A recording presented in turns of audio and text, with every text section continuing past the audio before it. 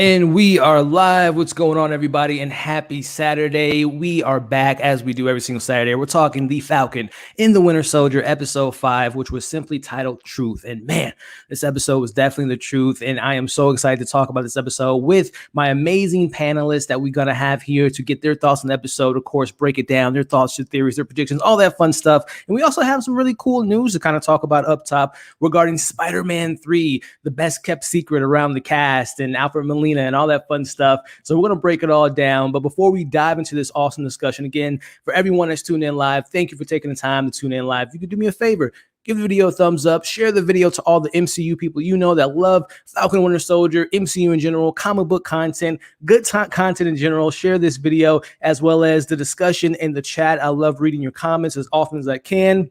So definitely let's have a lively discussion. Of course, if you watch on the replay, if you could do the same, it would be greatly appreciated. So with that being out of the way, I want to bring in my co-host who's rocking some Falcon and Winter Soldier gear. I always love having her on, getting her takes. I know she probably cried a lot during this recent episode of the Falcon and Winter Soldier. I'm so excited to hear her take on John Walker and Sam. And he made a shield out of a box of scraps in his garage. We're going to break it all down. I'm talking about the one and only Amanda. What's going on? Hey, thanks for having me. I did cry. I cried on 3 separate occasions. That episode was fantastic, and I can't wait to break it down. It was a lot, Amanda. It was some good stuff. I'm excited to hear your take on. I wondered, is there anything inside of you that just feels a little bit of remorse, a little bit of sympathy for John Walker? That's what I want to know today, and I hope we get that out of you today, Amanda. But hey, if this is the people's first time tuning in, if you want to let them know what you're all about and when they can find you, the stage is yours. Yeah, for sure. Well, you guys can find me over at AMX NDA Reviews on Twitter, Instagram, and Letterboxd. You can find me on YouTube at Candid Cinema, and you can always check me out on my website, candidxcinema.com. Also want to give a special shout out to Stefano Bobe_art on Instagram because he made this really cool hat. So yeah, go check him out, guys. That hat is fire, Amanda. And again, you just said it's on it's their YouTube or their Instagram where they can find that stuff. Yeah, it's some great content, a great artist, and I love that hat. I'm gonna have to hit him up and see if I can get some merchandise. But so excited to have you on, Amanda. And we got some guests. You know, our boy Chris is out of town this week, but he will be back. But he's here with us in spirit. But we got some awesome guests that I'm so excited to bring in. I want to bring in this next gentleman here, but I want a little story behind this before I bring him in. So, you know, no one ever brings it up in regards to when Captain America wasn't Captain America between, Civil War. He was off the grid for 2 years. Who was the Captain America for that time? So the other day, this is kind of a breaking story, guys.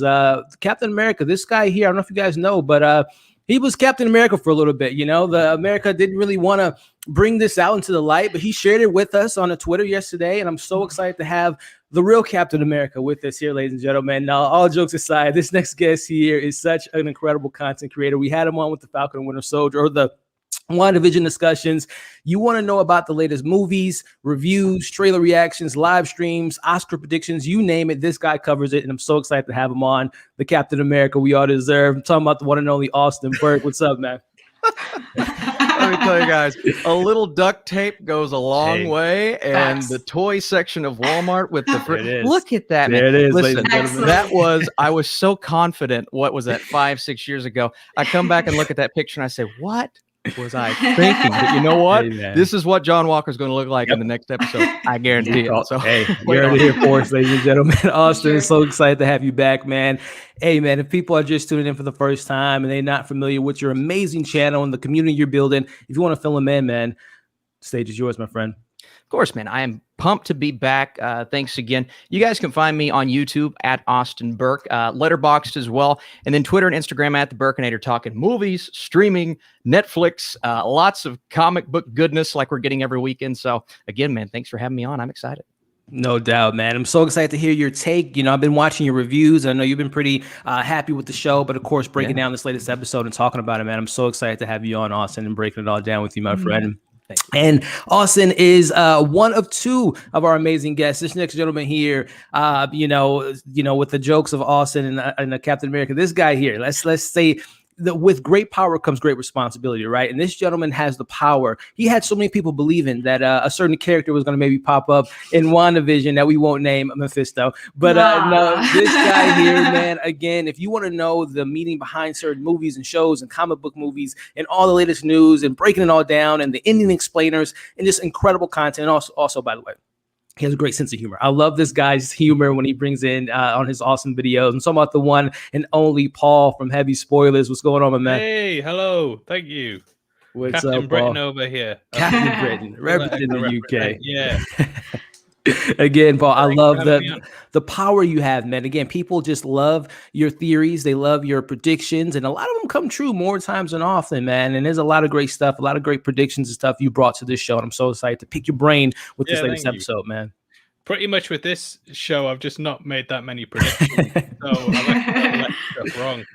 So yeah, man. No Mephisto from me. No Zola. I'm not on the Zola train. I'm just going, this is, they're going to have a fight. And that's all I need to say. That's it. There you go, man. But hey, Paul, if people are, for whatever reason, aren't too familiar with your amazing YouTube channel and the community you have built over the last few years, if you want to fill the people in on where they can find you and what you're all about, man. Just search for Heavy Spoilers. That's it. Just search Heavy Spoilers. Or if you're looking for spoilers for a movie, just type spoilers in and I might even come up near the top. And that's always the best way to find someone, isn't it? Just stumble across and think that I'm your dirty little secret. So yeah, just keep an eye out for the little guy in the Heavy Spoilers jumping knocking about on YouTube. There you go, ladies and gentlemen. Again, he covers movies and TV shows and comic book content. Again, the content that Paul and Austin and Amanda put out. Again, guys, their links are in the bio. Check them out. Support these great content creators. You will not be disappointed. So let's jump into it. Before we get into the Falcon and Winter Soldier, there were some MCU news that we had for the week, and actually yesterday, which was Mr. Alfred Molina. We were kind of talking about it a little bit off screen regarding kind of how some of the stuff kind of slipped through the radar. Some cast members have kind of came out and said, "Oh yeah, I'm coming back and voicing this character," and all the different stunt man taking pictures. But Alfred Molina himself has come out yesterday and has told, I guess he talked to Variety and let them know that not only is he back, which I think we all kind of knew that from a couple months ago, but he's not going to be this multiverse version of, Doc Ock. He's going to be the same Doc Ock from Spider-Man 2. And I guess John Watts told him it's taking place immediately after he hits the river. So what does that mean? I don't know. We're going to break it all down, starting with you, Amanda. I guess, are you happy that they just kind of let the cat out of the bag? Is there something more to why this news just kind of came out of the blue? And just your take on Mr. Doc Ock from, almost 20 years ago, reprising his role in this new Spider-Man film? I honestly think that Alfred Molina just wanted to say it. He's just like, I can talk about it. It's okay. There's no Marvel snipers around. I don't think he understood all of that. Yeah. But I think it's fine. We need to know something. We're all kind of saying there's going to be multiverse this, multiverse that. So I'm really happy that he kind of confirmed that it's going to be like the same Doc Ock. Mm-hmm. So it'll be interesting moving forward. Let's see what else comes out. Let's see what else leaks or someone says anything. Right? So we'll link it. We'll do like the Pepe Sylvia type situation with Karli Day, as we've been doing. And it'll be okay. It's so interesting. Again, when this news drops, to me, it almost seems like there was something that might have leaked and something, they just wanted to kind of get ahead of the story. And I know we were joking off screen, but Kevin Feige is just like, goodness gracious. We've been doing this for 13 years and we still can't get our actors to keep their mouth shut when it comes to cameos and all that stuff. But nonetheless, it's still exciting news, which brings me to you, Austin. I'm assuming with this version of Doc Ock coming back, we're going to probably get the real versions or the Jamie Foxx from, Amazing Spider-Man 2 coming back in his roles. It won't be an alternate version of that character. And of course, the Tobey Maguire and Andrew Garfield news. So is it safe to assume that we're going to get those versions back versus like an alternate version of these characters?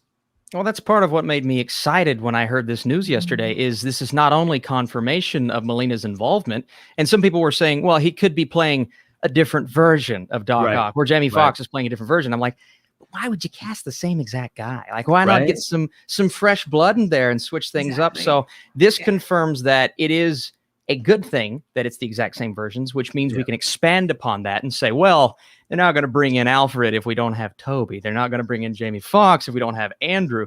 And that is essentially confirmation of the multiverse. And that's something that I think a lot of fans want to see. I think the only hesitation is that both of those characters, spoilers, died in their individual movies. And him saying that they're picking up from that moment in the river, there has to be, whether it be Doctor Strange comes through and he just pulls him back through and saves his life. There has to be something there that we can believe he survived that situation. So I'm interested beyond everything else to see how they handle that specific thing. And tossing to you, Paul, in regards to what Austin just said, the quote with John Watts saying, "No one ever dies in this universe." Now, as a lot of us are comic book readers on this panel and everyone in the chat, but some movie, when we watch movies and shows, the impact of someone dying, when we see Doc Ock again on the screen, or other characters that we thought have died coming back to reprising that role, does it take anything away from that emotional moment when Octavia, when he dies and he sacrificed himself and all that? Does it take away anything from you? And is that something you're scared to see in the future? I'm looking at you, Iron Man, and some of the past people we lost in the MCU making a reprisal 5-10 years from now. Yeah, it does a bit. I think that Doc Ock had quite a big redemption arc where he decided that he wasn't going to become this monster and he was going to save the city.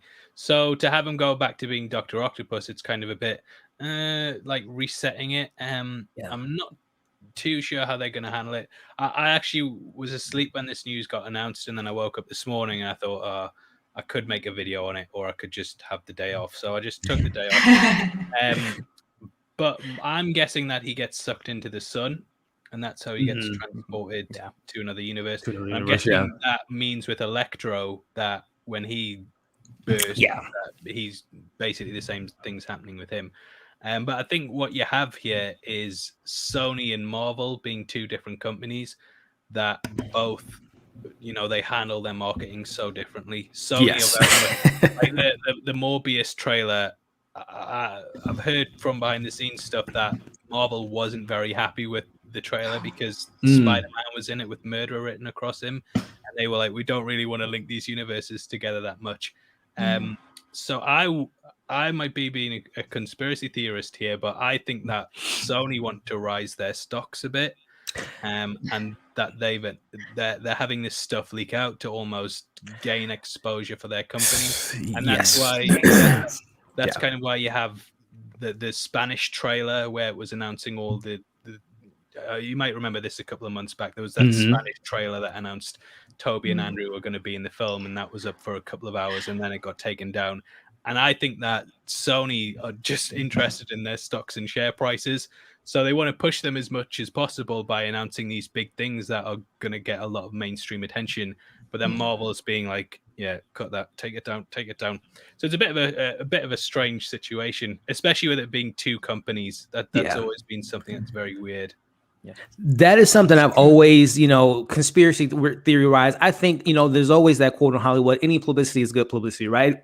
And I think sometimes a lot of these, I don't think Disney does it as much as some of the other companies, like you mentioned, Sony, just having that deal with Netflix. Their stock is right. Their name is out there a lot, right? So I think sometimes you're so right, Paul. They're just like, hey, Mr. Paparazzi, Mr. Internet person, I got a little something. Check your email right quick, and do not tell them where you got this news from, and kind of create the conversation, create the buzz. Again, we're almost, we're 8 months away from this film, so it already has all of our money, right? We're going to see the film, but it's so interesting. Such a strange marketing. Well, not marketing, but the reporting on it's been very, very strange because Variety's been coming out confirming Andrew Garfield's definitely in the film, Emma Stone's in the film, and we've had trade articles reporting this, and then Tom Holland will pop up weeks later and say none of this stuff's happening. Not in the film. And the anxiety he has to go through. Poor Tom. My God, he's probably so excited too, and he just can't say anything. There's been so many times that like I've made a video saying, this is definitely happening, and then I've been second guessing myself because there's been so many people denying it. And I think that's just kind of testament to these two studios wanting to promote it in different ways. One of them wants to just spoil everything out there. And the other's like, we don't do that here. Which I mean, honestly, is a perfect segue into this one story. This isn't like the biggest news, but they did announce the other day that in the next week or so that that the production for, speaking of a Marvel production, the Doctor Strange 2 will be ending its production. And it's so interesting, going to Paul's point, how the two companies have handled marketing and things getting out. We have seen no leaks, no reveals from this film at all. It's been kind of really kept under guard, which is so interesting, which to me, Amanda, just kind of kicking to you, just your excitement level for this film, obviously, and just like the conversation being had of like how certain films can have things that are leaked. In a film like Multiverse of Madness, which is one of my most anticipated films in Phase 4, has no leaks, at least to now, right? I say that now, and tomorrow they're gonna a clip from the final film or the final shot's gonna be out on the internet. But just your take on this announcement and just how, again, like kind of Paul was alluding to, the marketing train, how does stuff like that get out and stuff like this gets kept under guard? Well, the thing is, like, as Paul was saying, like Sony, you know, the name of Sony, the production company of Sony, like they've been taking hits, right, with the whole Spider-Man copyright and all of this stuff. So with Marvel's, like, they can afford to keep everything locked. They can afford to do that and keep it a secret. They don't have to do leaks. They're trying to avoid all of that because everyone's going to watch it regardless. So it doesn't matter. So like with Doctor Strange, I'm so pumped. I mean, seeing that post-credit scene for the finale of WandaVision with her in the book, like it's awesome, right? So I'm excited for that. But also, like, it's Multiverse of Madness, so they have to keep it locked up. Like, we're thinking of the multiverse, we've been theorizing day in and day out and all of that. So if anything, like, were to leak from that too, I think it would kind of like ruin the experience, right? Like Paul was saying, it's two different companies and how they approach it, and one needs to have their name like out there, and then the other one can just keep it locked until we still don't have an Eternals trailer, you know. No, like, Eternals, no Shang-Chi, we got nothing. So like they can afford to do that because we're gonna sit there like, oh my god, when is it coming out? Like we'll be excited, right? So I think it's just based on the fact that they're massive and they can do this, right? I agree. And I mean, Austin, just your take on this Multiverse of Madness. Is the inevitable coming that Sam Raimi will be back to direct a Spider-Man 4, or, you know, some type of synergy going from this film into some big announcement coming in the coming weeks, or maybe by the end of the year that Sam Raimi has come to some deal to bring Andrew Garfield back in the mix, or to say Tobey Maguire? Well, theory, speculation like crazy for WandaVision. I just feel like that was the calm before the storm, and the storm is coming. And I believe that's Multiverse of Madness because what this movie is going to be, I mean, we're looking at Spider-Man and saying, oh man, you know, multiverse, Andrew Garfield, Tobey. This is in the title. It's telling us, spelling out, hey, here's what we're going to do, except unlike Sony, they're keeping literally everything beyond that under wraps. So, and I'm also looking at Sam Raimi and I'm saying, you don't bring in a Sam Raimi. I mean, maybe you do. His style, it fits, it matches. You don't bring in Sam Raimi if this doesn't touch on his prior universe, if this doesn't do something with the universe and bring back in, because for me, if you're going to bring Tobey back, just say, hey, Tobey, listen, man, we're going to need you this movie, and then maybe that movie, and heck, let's just do a Spider-Man 4, right? Maybe they like it that much. So I'm telling you, I really hope there's something beyond, and I believe I heard he's bringing Elfman in to do his score. He's back, I mean, come on, they're bringing the team back, man. The trilogy, I'm telling you, something's, but we're going to refrain, and I'm just going to get really, really excited for Multiverse of Madness. Hey, Paul, excitement level for this film, and I guess too, just kind of, I know you have a lot of connections and scoops, man. What is it about this film that's able? I know we're dealing with a sorcerer. Is it possible that they have some type of sorcery over this film to not get any leaks, any publicity? You know, Doctor Strange works his magic, but just everything that's kept under wrap, man. What's your excitement level for this film, and you know what you're looking forward to with this film? Yeah, I'm very excited for it. And the thing is, a lot of people think Marvel things leak quite a lot, and they don't. There's a lot of fake plot leaks. We obviously saw that with the whole Mephisto plot leak and stuff like that. But you look at the big surprise cameo for Falcon and the Winter Soldier episode 5. You look at the Mandalorian, Luke Skywalker. Disney are very, very good at keeping things under wraps when they want to. And there's a lot of things in their shows and films that don't get spoiled.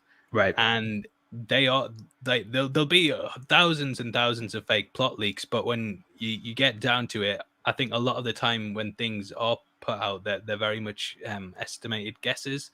Good guesses, basically, of like there was a Spider-Man plot leak the other day, and I looked at it. I saw that. You could probably guess this from most of the cast list and just write out some certain things. So I think Marvel are actually very good at keeping things under wrap.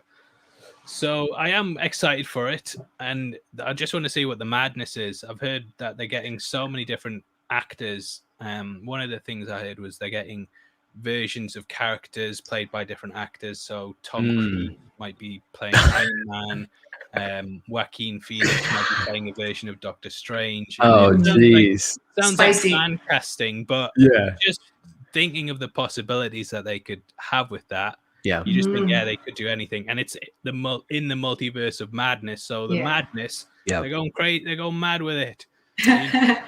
It's I mean, it's so true, man. And it's at this point now where Marvel, everyone wants to work on a Marvel project. They might not want to be locked down to 7 films like a Joaquin Phoenix, but just the idea of just kind of working with this team, collaborating with Kevin Feige, Sam Raimi, people that they probably look up to or admire, or they're good. Everyone in Hollywood seems to be really good friends. So I mean, if we see that, man, that would be insane. I mean, this is 13 years in the making with the MCU and things that I never thought I would see on the big screen. Thanos and Eternals and Guardians of the Galaxy, and here we are now, with all this crazy stuff. So, hey, ladies and gentlemen, if you're watching this again on the replay, let us know your thoughts on the confirmation from Alfred Molina, as well as this little small news, nothing too big, with the Doctor Strange announcement. But let me know what you guys are thinking about that film, as well as your excitement level for Doctor Strange 2 in the Multiverse of Madness. So before we dive into the meat and potatoes of the actual stream, which is the Falcon and Winter Soldier, just a quick shout out to everyone that's joining us live. We got my man Michael throwing in a super chat. Just wanted to show some support.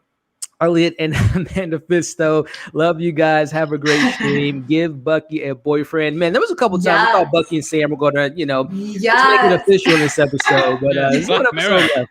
Yeah, exactly. Black Mirror, bringing it back. So we'll see what happens with that relationship. But again, Michael, thank you so much for the super chat. We got Mama Geekly in the building. What's going on, Tessa? Good to see you. We got Cody in the house. We got a lot of great people. A lot of people I've seen join in every single Saturday. And again, I can't be more thankful for you guys tuning in. And we're gonna have a great discussion. So let me go ahead and just switch these backgrounds, and we'll jump right into this. So as I'm doing that, Amanda, just kicking it to you first.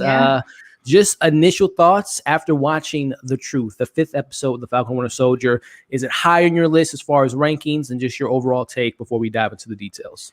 Sure. Well, I woke up at 3 a.m. for this one, as I have been doing. And this is so bad, but I was refreshing my Disney Plus just to see if the episode would drop. Because for the past 3 weeks, it would drop at 15 minutes before, 10 minutes before. So I'm like, let me get a jump on it. Let's do this. So when I saw that the episode title was called Truth, I'm like, oh my God. I already started tearing up. I was freaking out, right? But this episode, literally the best episode of the season, hands down. An hour long, and they didn't lie to us. Literally, it's an hour long, they didn't lie to us. And I cried straight through. It was just such an emotional episode. It was a fantastic episode for Sam Wilson and Anthony Mackie. And I'm just so happy that this episode exists. It was fantastic. Pacing was great.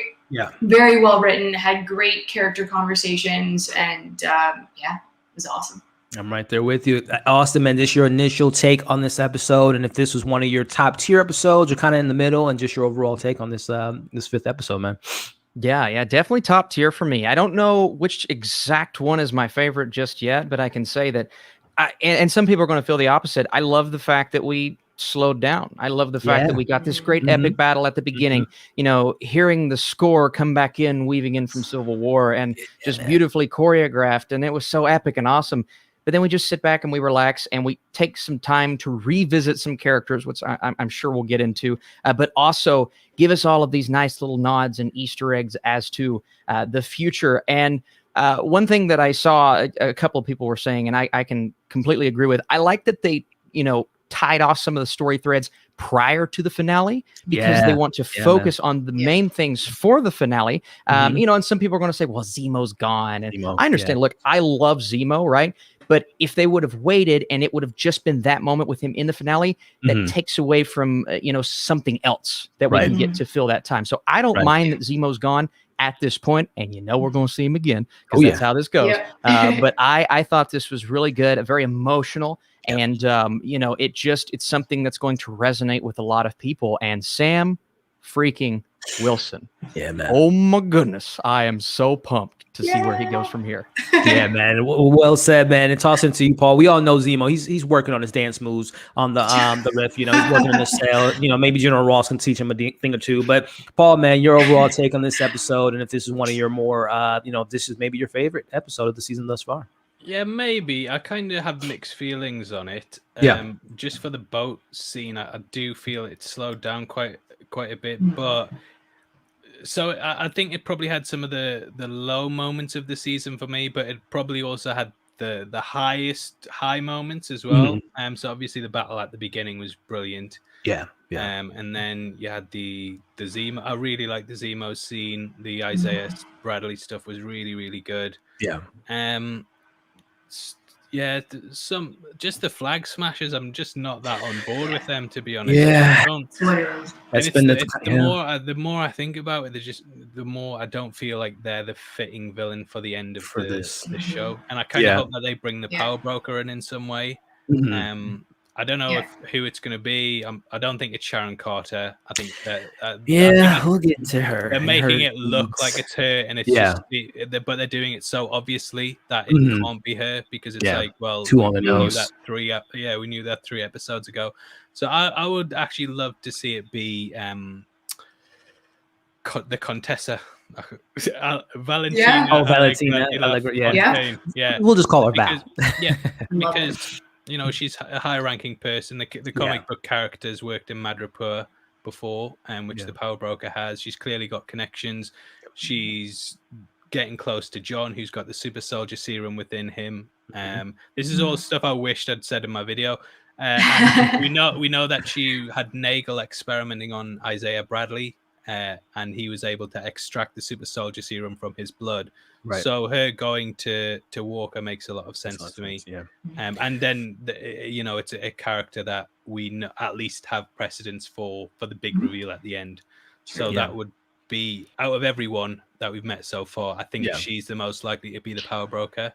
But I don't know. Might just be a new character. Might just be, and we'll get to that discussion about the Power Broker. It might be Sharon Carter, right? Because it's Agatha all along. So it could be Sharon Carter all along, all over again. But no, I think it's too on the nose, like you said, Paul, regarding that character. But let's break it down. You know, as the episode opens up, as you just alluded to, Paul, I think this opening was fantastic, like just to kind of set the mood, get that this brutal fight between the tension's been there since they first met each other, since Sam saw that shield being given to John, obviously since Bucky saw it as well. This has just been brewing for weeks at a time, and we finally saw the fight happen, which, I do have a question for the panel in regards to the brutality of that fight, which was more brutal, this or Civil War. But as the scene kind of opens up, we see John run into an abandoned building. Sam and Bucky finally catch up to him. We see John just replaying the moment, seeing what he did to that flag smasher, which I think that's his name was revealed to be Neo or something like that. But we see him revisiting that,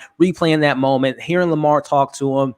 And he says to himself, time to go to work. He gets out of that moment, runs to Sam and Bucky, and they say they don't want to do this. And Bucky, my man, says, oh, yeah, well, we've been wanting to do this for a while, as they duke it out. And I mean, tossing it to you first, Amanda, just break it down for us, man. This fight was so awesome, so brutal. I mean, we got limbs being broken, people being tossed around, wings getting clipped. Your thoughts on this fight, Amanda?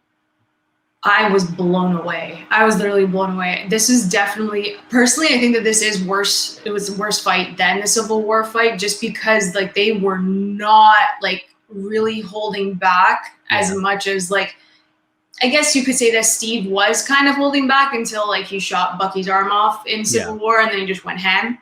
But this one was just there was so much tension, as you said, and I was having fun watching this fight, to be perfectly honest. I'm you go beat him, you go do all this, right? So I was really into it. And that makes me a bad person because I was really into it. But I don't hate Wyatt Russell. I just want to say this. I don't hate Wyatt Russell. John Walker just irritates me. But Bucky going off first, I did say that it was going to be him. Punch. Yeah. He threw the first punch because the shield means so much more to him, and he says that in the episode later on, that he says that this is my last attachment to a family. That shield means so much more, to Bucky and all of that. So of course he's gonna throw the first punch. But the camera work in this scene specifically, there were stunning moments, really cool shots. You had Sam literally just like dragging the shield like out of his hands with his like clipped wire. When like John Walker ripped off his wings, I gasped. I'm like, oh my God, like you just felt the clip. You're like, oh my God, like why would you do that? But then they said, I was like, it's okay, he's getting a new suit anyway, so it's fine. But I was like, okay, cool. But this fight scene, you felt every single punch, everything was just so intense. The camera work when it was just Bucky and oh my God, Bucky and Walker, and you got that close up, and you just see the anger. You see that they just want to keep fighting and get this done, right? So it was just unreal. The sound design, just the choreography, fantastic. And then Bucky giving the shield to Sam at the end of the fight. Actually, that was the first moment that I cried because Sam was touching the shield and like he was wiping like the blood and like he was getting emotional. So that made me emotional because he's like he's holding this, like what happened to this thing? Like what happened to this symbol in the matter of like 30 seconds because of John Walker. Right. So that was the first time I cried in this episode. But yeah, this is fantastic. Way to open it. It was great. You know, we had the discussion last week, and I would love to get your take on this, Paul and Austin. I had said, and you know, our other co-host Chris agreed with me. If there were no, you know, John versus Sam, no serum, no wings, no shield, who wins in a fight? I had my money on John, and I think this fight kind of proves that more to my evidence. I know Amanda's against that, but Austin, just quickly, who wins this fight, John or Sam? No weapons, no shields, no serum. Who wins that battle? Yeah, you know, again, it's hard to go back into their training and all this, but they established John Walker, and I was having that reaction at the beginning because I'm like, how is he taking him on, man, super soldier and Sam Wilson so well? But then I start to think about it, and I'm like, what is it? 3 Medal of Honors.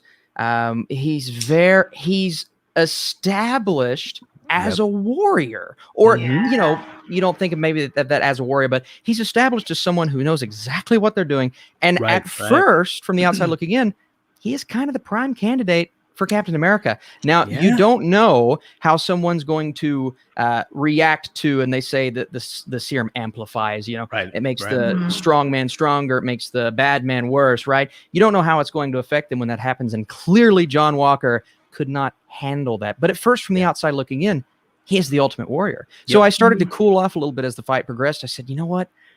The guy's got the serum, right? Which only one of the other two has, even though Sam, I think, has proven himself as an awesome fighter. He has. I really do believe that. And I like that they showed the training montage, him learning. But I had to start to get on board with that. But as soon as I did, I started to appreciate the fight so much more. I thought it was incredible. I thought it was brutal. And the three taking on each other and having, you know, making the decision to break his arm.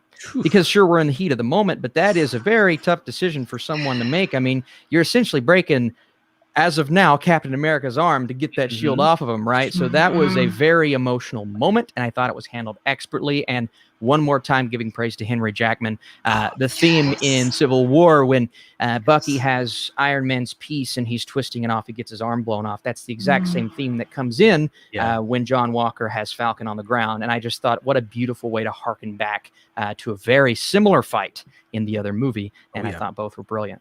Yeah, man, I couldn't agree with you more. And I mean, seeing them rip, you know, the shield out of his arm, I'm like, damn, we could have used Bucky and Sam on Titan with Thanos. You know, they were able to rip that, you know, get that glove off. But, you know, tossing the same question to you, Paul, if there were which I think we're going to see another fight next week with Sam and John going head to head. But like I said, I have no shame in saying this, and then you just alluded to it, Austin. He is the better soldier, and he is the better soldier than Captain America Steve Rogers, to be honest. We just didn't get to see it. That's the thing. Exactly. We saw all this with Sam Wilson. We haven't seen John Walker prior to this, so we don't know how powerful he is really. Exactly, man. I mean, the doctor told Captain America, you know, I don't want a soldier. I want someone with heart. And John Walker, he doesn't have the heart, but he is a soldier. And he showed us in that scene. He was able to take on our two Avengers. But tossing it to you, Paul, your take on this brutality of the scene. If you think, you know, I personally think that Civil War is probably a little bit more brutal. We literally saw Bucky lose his arm versus a breaking of an arm and all that stuff. But nonetheless, this fight goes kind of toe-to-toe with that. But just your take on this brutal nature of this fight of these three men duking out all for the shield. I thought Falcon and the Winter Soldier was more brutal just for the arm break, just where they have it and they just push it. And they Whereas with snap it. Yeah, Bucky, this it's is just Disney kind of Plus like, too, ladies and gentlemen. I yeah. was so surprised they showed that. Yeah, Yeah. A metal arm, and John is going to kill Sam at one point. He's leaning over him saying, "I am Captain America." Yeah. And then Bucky gets him out of the way. Whereas Steve, I never thought he would kill Iron Man. I just thought, they're beating. So I think, Falcon and the Winter Soldier is a lot more brutal. And I love the fact that they go to like a garage to just kick the crap out of him. It's not in public view or anything. They're just like, we're going to go around the corner and we're going to have a fight. Handle it. Yeah, exactly. No one's going to say it. So I just loved it. I thought it was really, really good. There's so many Civil War parallels in it. The way the stance is shot. There's the way that it's 2-on-1. There's a Captain America versus Bucky and a person who's a normal person with enhanced abilities. Even the way it ends, where Bucky drops the shield and walks off, is very similar to when Cap dropped the shield and walked off with Bucky. Yeah. And there's just, it really brings it all together full circle, and to have the theme on top of it, really, really well done. And I really enjoyed it. And I think that the stakes felt a lot higher here. Although maybe not, because obviously Tony was after Bucky for killing his parents. Yeah. But it felt very, very brutal, and it did feel like they need to do this because this guy isn't going to stop and he's going to get worse. And they should have killed him. Maybe. I don't know. Well, we'll see, man. I really think it's crossed, and we'll talk about obviously predictions at the end. But I really hope John Walker makes it out of the finale and U.S. agent storyline and all that. Yeah. I hope they don't take him out next week. Well, the best arc, I think. He's went from being hated to being like everyone's sort of got a guilty pleasure of just seeing the guy act, and then I think next week he's going to get his redemption. I think he's going to turn good, and I think he's going to have the best arc overall, personally. Ooh, turning good. That would be interesting. I think there's definitely some room to, them maybe taking out Karli and all of them. But yeah, again, Wyatt Russell has been fantastic. I think there's a lot of meat left on that bone to explore that character and see what he's up to, because he does some other stuff in this episode that we'll talk about. But again, what an opening, the brutality nature of that, them three getting out and just, getting all that anxiety and tension towards each other out. And again, this is only round one because I expect another fight next week. But cut to seeing Karli going back and seeing that the followers of that small village have been taken away. We see Bucky at that point, he gives the shield to Sam. He walks away, assuming that he's going to go. We know he's going to talk to Zemo. But interesting enough in this scene, when Torres, which by the way, we haven't seen Torres in quite a few weeks. It was kind of good to see him back, and he has some really good lines that I thought he delivered to Sam regarding sometimes it's always good just to sit down until you have something to do, and just their back and forth is really interesting, and kind of I just like their dynamic, which kind of brings me to a particular question, starting with you, Amanda. It's really interesting in the scene as he has a conversation. He talks about the higher people with payroll going to take care of John, because obviously what he did on international grounds was not a good thing, but he leaves the wings there, and he says, keep them. Which brings me to this question. Torres with the wings. We talked about it when we first met him in episode 1, his comic book origins. Of course, they don't have to go that route, but I mean, they kind of are leaning us toward that route with him trying to work on Red Wing in episode 1 and now having the wings in his possession. Can we look forward to Torres becoming Falcon once Falcon becomes Captain America? 100%, I think. So I think so. Not 100% that it's going to happen. 100% I would love for it to happen. So I kind of, it does have a nod to that one. Like, I think, it'll happen. I really love their scenes together, and it's always like they have conversations when Bucky's not around. So they're kind of establishing their connection as well for future if they're gonna go that route. But I thought it was cool that he's gonna leave his wings, and then Sam's gonna get his own stuff, and it's all like coming together. I think that's why I really love this episode, because he's kind of his wings were stripped from him, right? His Red Wing was destroyed, slowly, like in each episode there was a piece of the Falcon, not necessarily Sam Wilson, but the Falcon costume that has been taken away and stripped from Sam Wilson. So they're deconstructing who, like, the identity of Falcon and who he kind of got drafted to be instead of who he's meant to be. So I think that's kind of where they are right now, and I love the writing for that. And then his arc is it just feels very special, like, and I hope it happens obviously in the next episode, but we'll see. No, well said, Amanda. I mean, I think too, him stripping away the Falcon title and transition to Captain America. We see that physically on screen with rebuilding the boat, him rebuilding himself and the man and what it means to be, representing his legacy and all that. And then obviously taking on the mantle. So really good call and connection there, Amanda. But, Austin, man, just your thoughts on Torres. I know, next week they don't want to throw everything at us, but is it possible that we see Torres with the wings coming in fourth quarter to help out to take on John Walker and the Flag Smashers? I mean, we have a lot of things coming, whether it be a West Coast Avengers, a new Avengers, a young Avengers. Pick a team, pal. And we know that you're going to have to continue to introduce. And if you kind of combine Falcon and Winter Soldier and WandaVision, we've introduced a lot of new superheroes over all of these episodes. Quite a few. I think at this point, maybe enough to start a team and then start building that team. So whether it be in this finale or not, and I'll tell you this, I would love to see it. We'll see how fast the guy is at reconstructing this outfit. But it's cool that he is such a likable character with such limited screen time. And that tells you the likability of the actor, but also the way that he is written as someone that you can trust. They showcase that trust through Sam Wilson. Okay, this is my go-to guy. I know he can trust this information. And by seeing that, us as an audience is saying, we could see him as a hero. And now that he has possession of the wings, I definitely think it's happening. And I'll predict, I say we may at least see the introduction of him as the new Falcon. Maybe not in action, but we're going to see what we bring him back for, because I'm really liking his character so far. A lot of great points you just made there. Two things come to mind. Number one, when you just said that, it reminded me of the pre-Terrence Howard as Rhodey moment when he sees the Iron Man, not quite yet, right? We can see Torres doing that. But also, you bring up a good point, too, with him being so likable. He reminds me so much of Sam from Winter Soldier that Cat was able to believe in him and trust in him with all this information. They have their good banter. So great with this young actor, Torres. And I do, as you mentioned, also, there's so many seeds being planted for young Avengers and West Coast Avengers. I would love to see him, if not next week's finale, in the future, donning those wings. But tossing it to you, Paul, regarding thoughts and theories on what this character, the future of this character may be, and if you would like to see him taking on that mantle of the Falcon. Yeah, well, even when we first met him in episode 1, when they went to, I don't think it was Libya. What's on the border of Libya? Wherever it is, it's that place. And Sam was sitting fixing something, and Torres was like, "Let me have a look." Yeah, and even from that moment, I think they kind of set up that he was interested in the tech that Sam had. I'm guessing that he's good. He's looking at the wings. We all know he becomes the Falcon. So I would say he's probably going to show up next episode, to be honest. He's already got military training. He's interested in the technology behind it. All the pieces just fall into place, I think, for that. And the series itself's based very heavily on Sam Wilson, Captain America. And volume 1, I think, was when Torres was introduced. And by volume 3, I think he was his sidekick, the Falcon. So it just makes so much sense. Especially with the street fight happening next week as well, which I believe happened in volume 3 with US Agent. So it's all just kind of lining up in the same way that it did the comics, to be honest. So he's coming. Get your money ready for those Funko Pops, because I can't wait.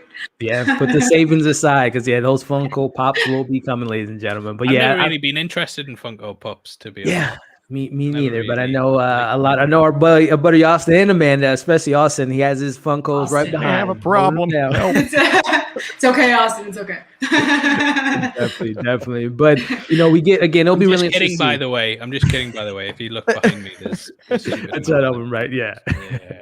No, but I definitely think the future is bright for this character, whether it be in this series or a movie, or like Austin alluded to, a team up show later down the road with the Young Avengers, because he is a young guy. He can be someone, him and Eli Bradley are coming out of this series. We got the twins from WandaVision. We got She-Hulk. We got,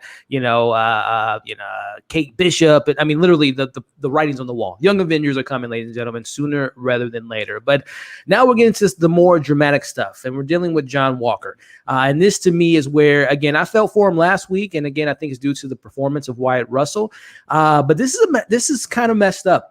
He comes out of the car, and he's getting booed. The crowd's booing him. We see the senator just tearing him down, taking away this, taking away that. I literally was just waiting for John Walker to say, "You can't handle the truth." I thought this was a perfect moment for a few good men, having Jack Nicholson in this scene. I thought maybe he was going to be the cameo, but he did not appear, or Tom Cruise himself. But no, we see him literally getting everything taken away from him. It started last week. He gets his ego taken away from him. They weren't even super soldiers. Then he has his best friend taken from him, and now he has what he's fought for, this country disowning him, discharging him, taking away they took away my man's retirement. They took away his benefits, everything literally, not that everyone goes to be a soldier for benefits, but I mean, a lot of the times they go for healthcare, they go for education. They take all that away from him, all in this moment, no rankings of retirement. They strip everything away from him, but he still says to the senator, who was the one that granted him this abilities and these powers to be Captain America. He says, "I am Captain America. No longer are you that title, John Walker." So Amanda, was a little bit of, we feel bad for John, or just like, you know what, you deserve it? Nothing. Literally, I'm like, you know what? Yeah. Okay, yeah. Because the sass from the senators, he's like, not anymore. You're not Captain America. I'm like, okay, if you're saying it, like, but with this, there's a parallel to what's happening with the Falcon, because he's not Captain America. That's what they wanted him to be. And now he's being stripped literally every single episode into something else, which is going to obviously be, U.S. agent. So it's the exact same situation. They did it I think the pacing for it was pretty good throughout this 6 episodes. So yeah, they're stripping that away from him. Again, Wyatt Russell, dude, the performance just unreal. The slow buildup of anger that he has when he's talking to the senators, and then he blows. It's wicked work from him. But yeah, we're gonna see a different person entirely in episode 6. Yeah, no, I agree. Austin, man, your take on Mr. John Walker getting everything taken away from him, man?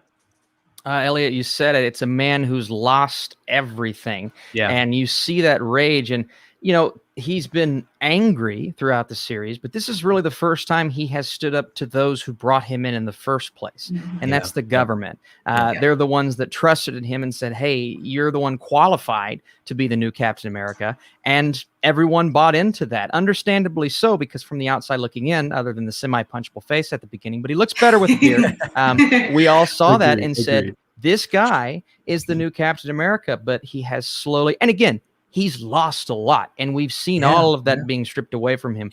But it's still, there's a point, especially when you have the record and resume that you have, you just have to at least keep your composure in these moments. And we see here that he wasn't able to do that. Anger, I get it. I understand. I'm an impatient person.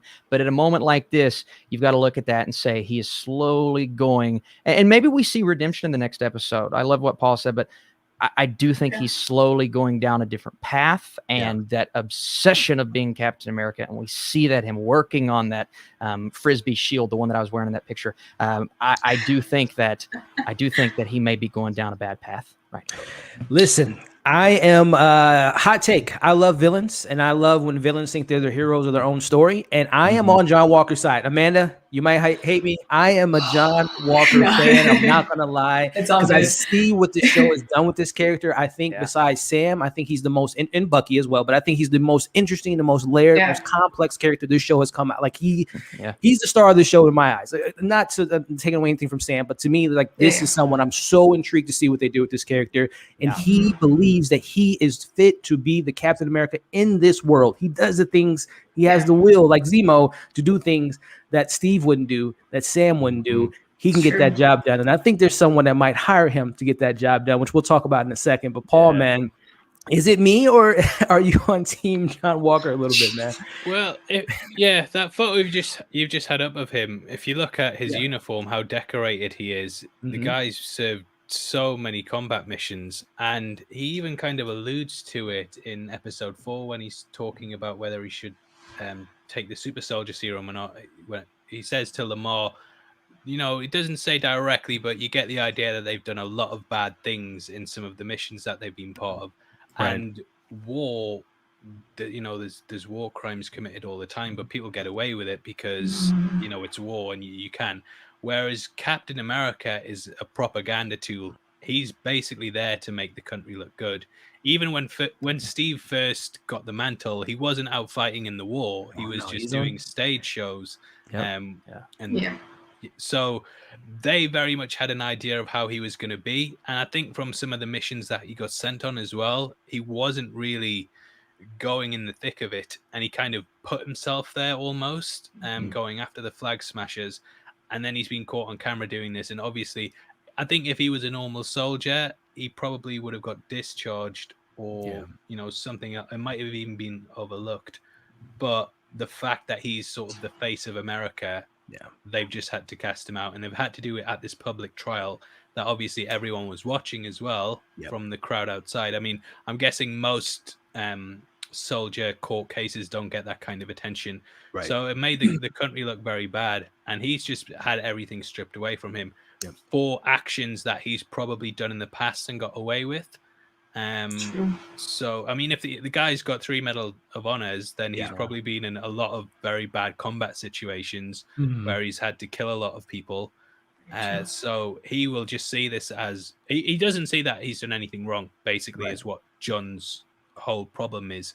He's very much a symbolism for super patriotism, where it's almost the negative side of being proud of your country, where it's like we are the best and it's like we can do whatever we want and attack whoever we want because we're right, they're wrong. And that's very much what John symbolizes, whereas Steve would kind of question a lot of his actions. So John, I don't think he's going to see that he's wrong, and he still thinks he's Captain America. He's building a shield. So I think he just sees it more as the government being wrong than anything else. Yeah. Which they are. Get rid of him. Team John Walker. All right.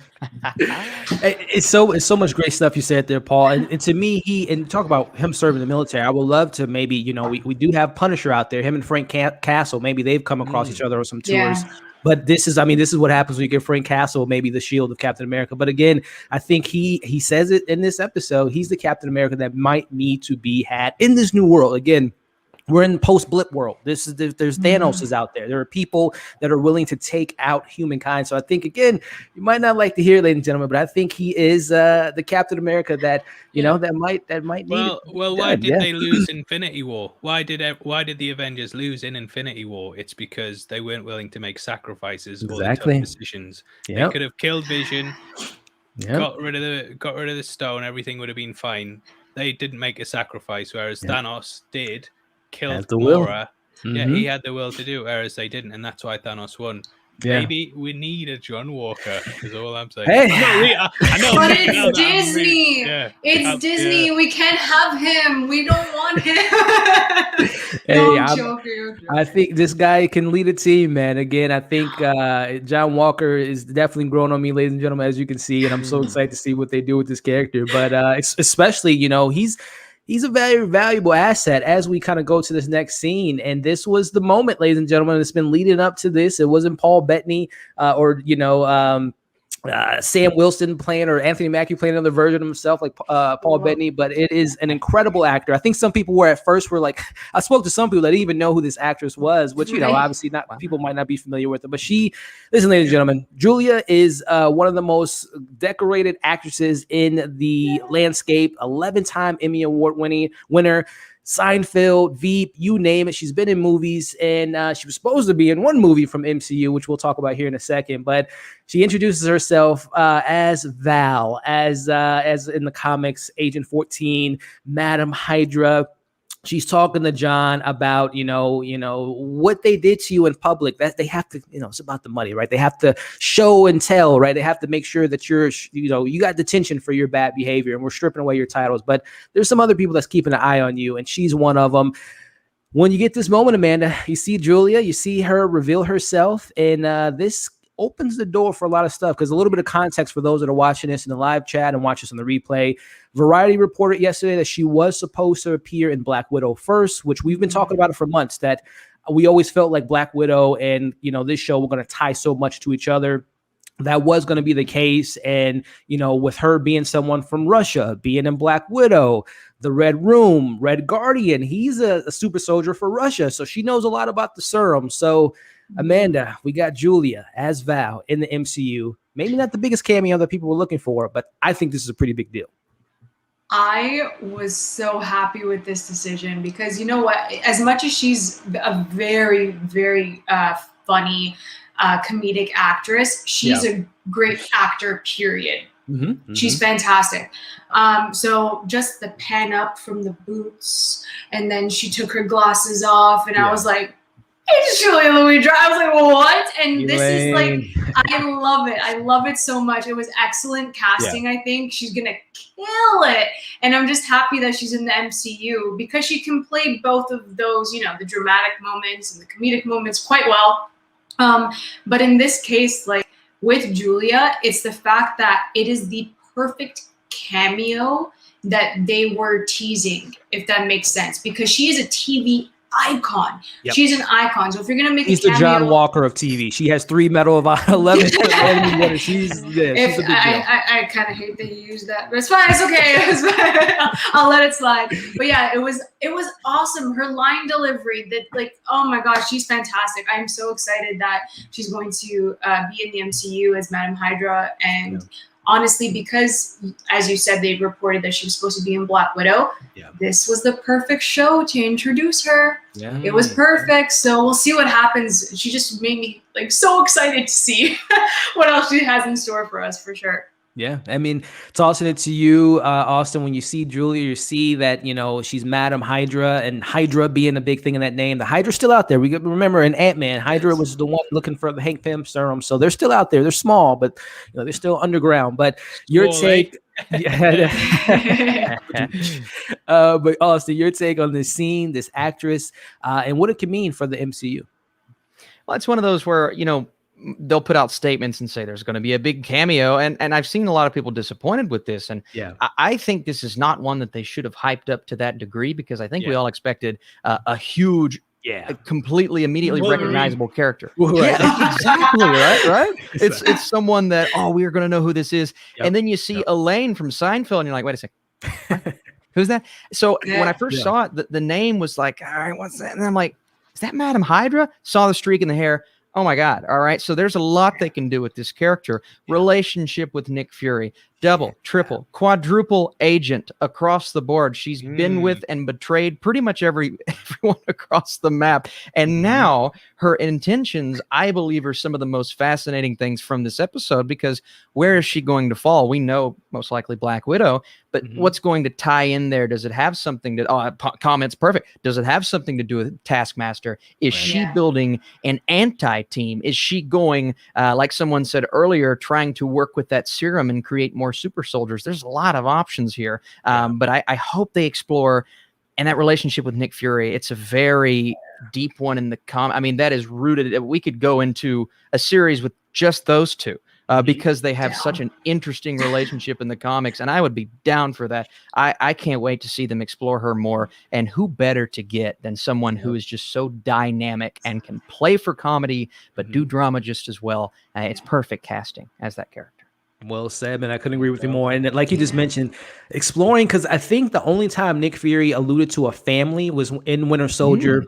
I think he said something about my wife. I don't remember. And again, they might divorce because they're so busy working and being spies and all that stuff. But I would love to see them having cross paths, or of course, Natasha in the Red Room, and again, Red Guardian and Serum. And it's so much they can do with this character.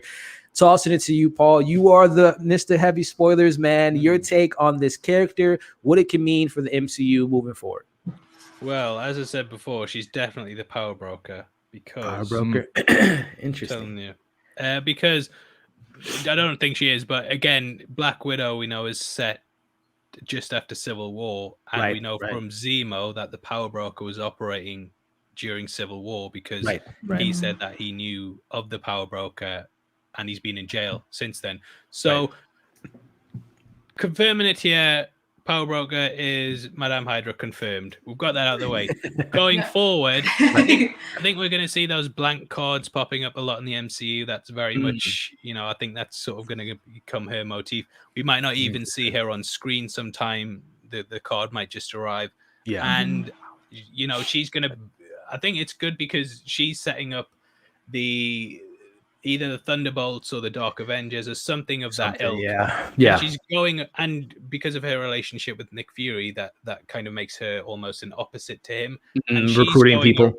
Yeah, she's going around doing what he did with the Avengers. Exactly. So she's very much on putting a team together, which if she says that in Black Widow, I would absolutely love it if she came out with that line. Obviously, we know it was meant to come before this show, so that kind of would have started everything off. But they might kind of do it anyway. And yeah, she's basically the Nick Fury for the bad guys. And to have this entrance, she's got, even her dress was quite similar. Was she wearing a trench coat? She was wearing something similar to a trench coat, a long black one. And yeah, I think she just works really well. You're gonna pull a picture? Yeah. Oh well, it's kind of similar to a trench coat. It was a black coat, so yeah, very very similar. So yeah, she kind of shows up, recruits the team, and I think she's gonna basically start popping up in a lot of these things. Anything to do with setting up a member of either the Thunderbolts or the Dark Avengers. We might even end the series with her going to Zemo at the Raft. I was gonna. I can see that the card or something, or him getting a card. I could definitely see that. But he kept God's card in his book, didn't he? In the when he was in prison. So it would be great if he opened that book up and there was the card in the side. I've just blown my own mind coming. There you go. You heard it here first, guys. Yeah. No, that's a great point. As you mentioned, and as you and Austin mentioned, the connection to Nick Fury and her being the perfect catalyst of recruiting her own Dark Avengers, Thunderbolts. I can see her popping up in a series of coming shows, right? Whether it be we see her in the Loki series or pop up in Hawkeye and recruit, Florence Pugh or whoever the villains are in future shows. So I think this is great casting. It opens the door for more to come in the MCU, and I think again.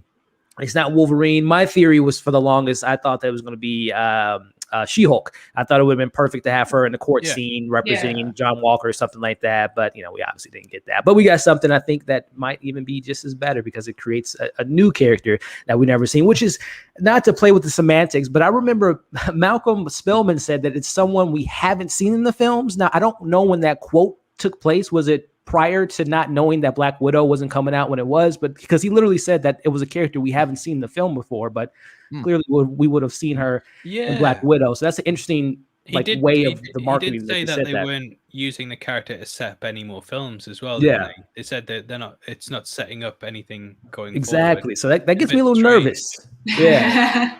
Maybe she dies next episode. No. Right? Or it's a scroll, right? It's the secret agents. We'll see. But nonetheless, again, a very exciting cameo in my eyes and a great actress to play that character. So, Paul, you alluded to it earlier, man. We transition to this next moment here and we talked about it last week. The Flag Smashers have been so damn hot and cold for me in this series. I don't know what they're doing with these characters. I know what the characters, what they represent. They represent the same thing that Hayward represented in WandaVision, but I thought the execution was poor. She was created because the government forgot them. We understand that. It's pretty obviously what the show is doing, but I think the execution has just been so poor to me. Amanda, we get this scene here with her and going to the safe haven that they had with Mama Danya, and obviously people are gone, arrested. They've erased their remnants of what they used to have there, kind of almost her having her last thing taken away from her, very similar to John Walker and Sam and all that stuff. Again, I see what they're doing, but it's just not clicking for me emotionally. So Amanda, and this and another scene that we'll talk about later is the only Flag Smasher stuff that we get in this show, but where are you at? Last week we liked Karli, and not saying I don't like her, but it's just like the Flag Smashers are such a downer. Every time we cut to them, I'm just like, oh my gosh, can we not have them in the show? But your take on Karli saying it's time to get this mission started. I mean, I totally agree with you. I felt nothing other than the fact that, like, oh, it's time. It's like, yeah, we knew this was coming. Like, you're gonna fight them. I understand you're gonna, fully go through to your plan and see it through. We get that. That's why you're here. Yep. But I don't care. I didn't feel anything. And it's so sad to say that because they did develop them the best they could, I guess. But like you said, the execution's just not there. Yeah. And we did mention on either it was last week or the week before that Karli on her own, we said that it would have been better if they were she was detached from the Flag Smashers and the other people didn't really exist. And it was just on her own because obviously I understand like the whole group of people, but she's controlling the people around her with like the hand symbol like on her phone. So technically she could operate by herself. You know what I mean? Like it doesn't necessarily mean that you need a whole crew behind you. So that, like we see it in this episode, it's like, oh, but why are the rest of them there? Like, so that's how I'm feeling. It's just, there's nothing with the Flag Smashers and it sucks because you're developing these characters, right? So. Yeah, I totally agree with you. And Austin, talking to you, I think there's been rumblings and rumors, and I don't know if it's been confirmed yet, but I know, we knew about WandaVision was affected by the pandemic and the reshooting the last episode, I believe. And you can kind of see that with the episode. And I think we're seeing that with this show because I think apparently this show was supposed to have something that was attached to vaccines and a virus out there, and the Flag Smashers were going to really be prominent in the show. But unfortunately, rewrites kind of affected that, which I don't want to play, giving them excuses. But where are you at with the Flag Smashers so far in the season, and especially in this episode, man? Yeah, I was reflecting on the episode, and I'm like, I couldn't really think of a weak spot. And somebody said the Flag Smashers. I said, I forgot about the Flag Smashers, and that's not good. That's not, you want them to be memorable. Play devil's advocate, they're forgotten about. So hey, I guess it's like a better thing. We forget about them too. And that's the thing, right? Is they've just not had there have been good moments, and there are moments where I say, there's something there, right? You could build upon that or give her more to do, but every episode is like, we got to do this thing. So we're going to do this thing. And in the next episode, we're about to do this thing. Hold on. Episode 5. Okay, guys, let's go do this thing. And I'm just like, oh, guys, is this all we're doing? And that for me has been just the obvious detriment, the weak spot of this show so far is there's not been enough build up there. Right now, maybe we get some sort of massive payoff, and I understand why they're there because we have to give the heroes something to intersect upon, right? That's how Falcon and Winter Soldier kind of ran into them in the first place, right? But it just feels like they're an afterthought, and that's not what you want from what is setting up to be the main villain. I'm honestly more excited to see Batroc versus Falcon in the next episode than the Flag Smashers versus the team. So I agree. We'll just have to see what they do with it.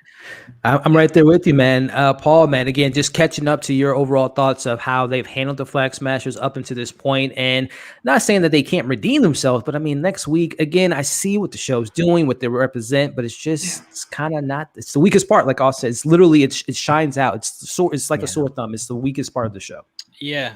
Just the whole performance. I can see why they chose the Flag Smashers to be the villains because on paper they're these very meek, grounded refugees, which is the complete opposite to the U.S. military who's hunting them.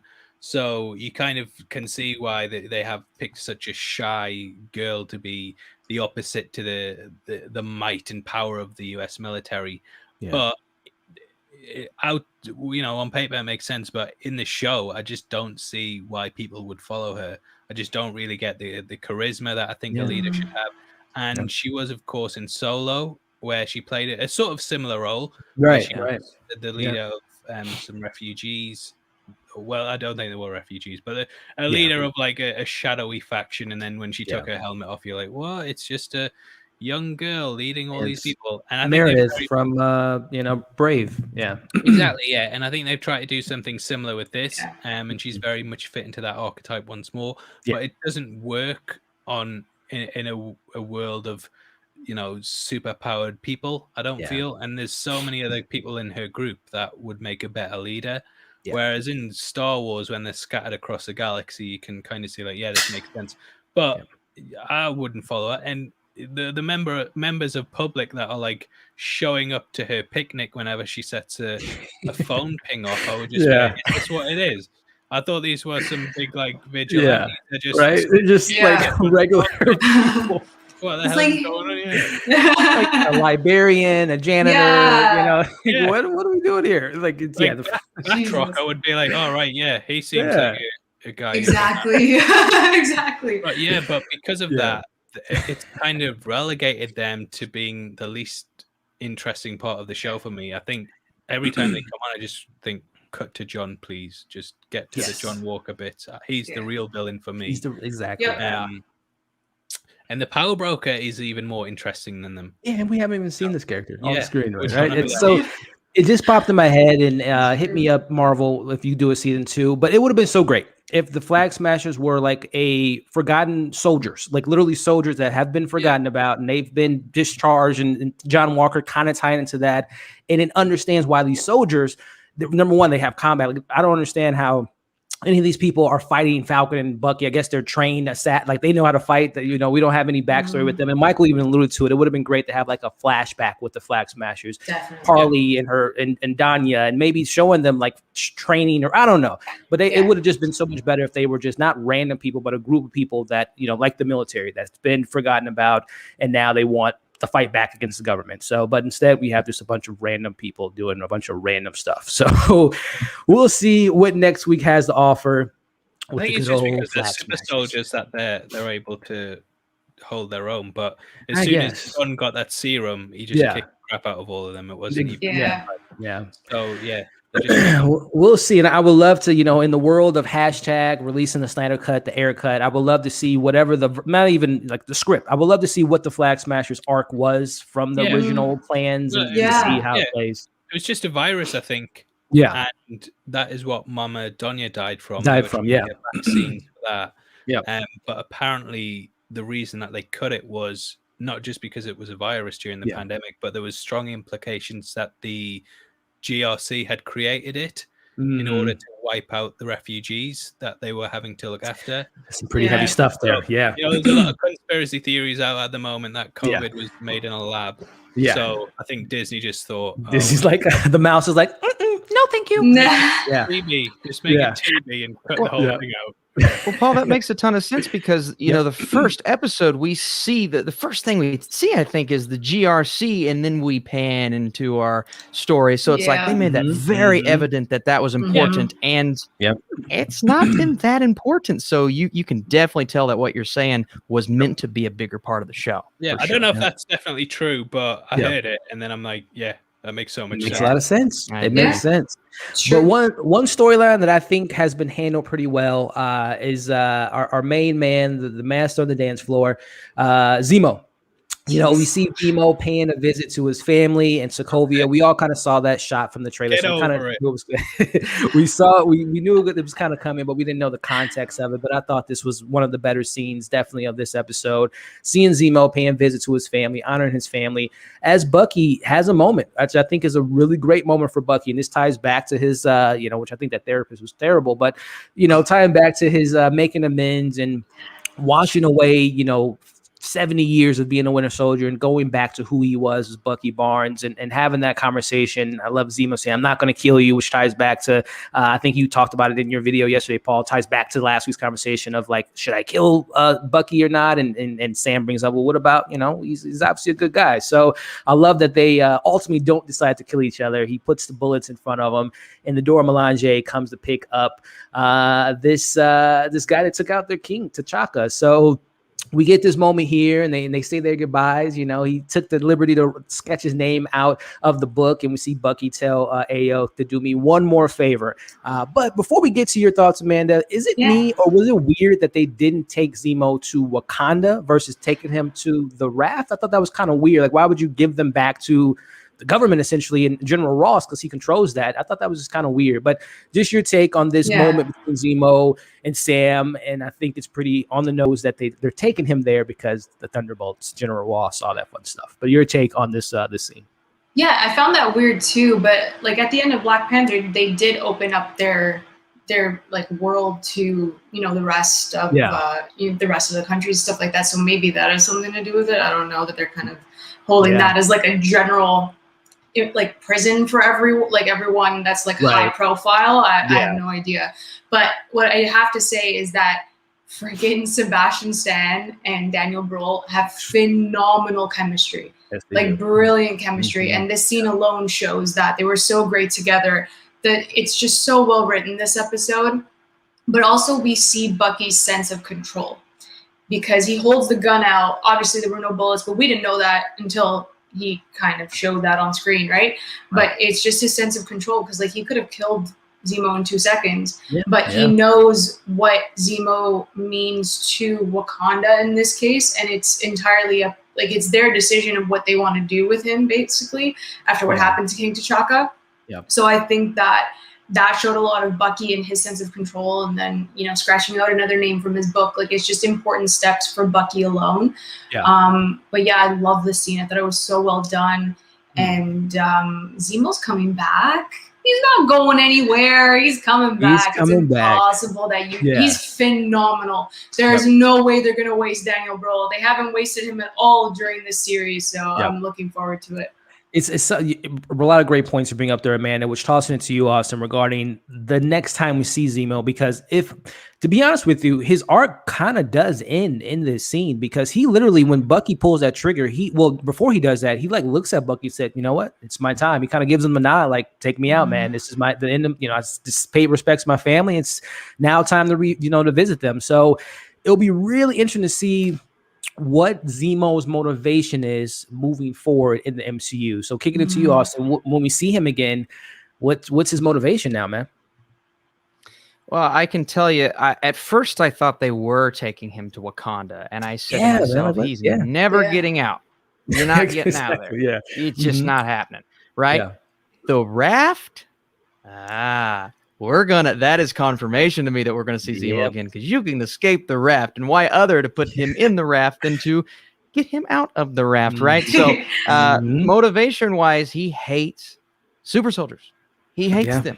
And he is not a big fan of superheroes in general. So to bring him back for something like a Thunderbolts, which is what I really hope they bring him back for, and to see full Zemo garb, and finally, I mean, we saw a little bit of what he can do with the action, but not as much as I would have wanted, right? They just gave us a little taste, a little tease to bring him back for something like that, whether it be leading a team or being a major part of a team. I go back to the animated Avengers series about 10 years ago. Zemo was a heavy part of that show. And that's the Zemo that I've always wanted to see from the comics. And we got the beginning of that in this series. So to see him have a bigger role in another show, think of something like an X-Force, or, these villainous, not full-on villains, but some of which you can see a little good in. That's why I think John Walker could be a part of that as well. Again, going back to Madam Hydra, I think we're going to see his motivations play out a lot more in a future series. I agree, man. And you're so right. We saw this, and this is so great that we saw Zemo on this show, because it showed you the other side of again, he's the hero of his own story. He wanted to take out Super Soldier because of what, obviously his thoughts on that, but also he still has that kind of that feeling, like you mentioned, of superheroes with Sokovia. So as far as, see him again, the whole thing of who's taking over Sokovia, the rumors of Dr. Doom and his, being this monarch taking over Sokovia could be a way of him kind of being reuniting, or maybe someone taking out the Barons and things of that nature, his family legacy, to fight for his legacy. So we'll see what they have up their sleeve. But Paul, man, not going to Wakanda, being in this cell, Thunderbolts, General Ross, bringing this team together, man. Is that where we can see Zemo next? Definitely. Yeah. I think that General Ross, they made very clear that he oversees everything going on at the Raft. Right. So getting Zemo there, it's just... The Raft for me is almost like the Belle Reve of the Marvel universe, and I think they're going to handle it very much in the same way that the DC did with the Suicide Squad, which is General Ross is just going to get all these villains together. We know the Abomination's there. He's now got Zemo. It just makes perfect sense to have this basically as his headquarters. Send these criminals out on missions that the Avengers can't touch. I mean, General Ross doesn't really have the power over the Avengers anymore.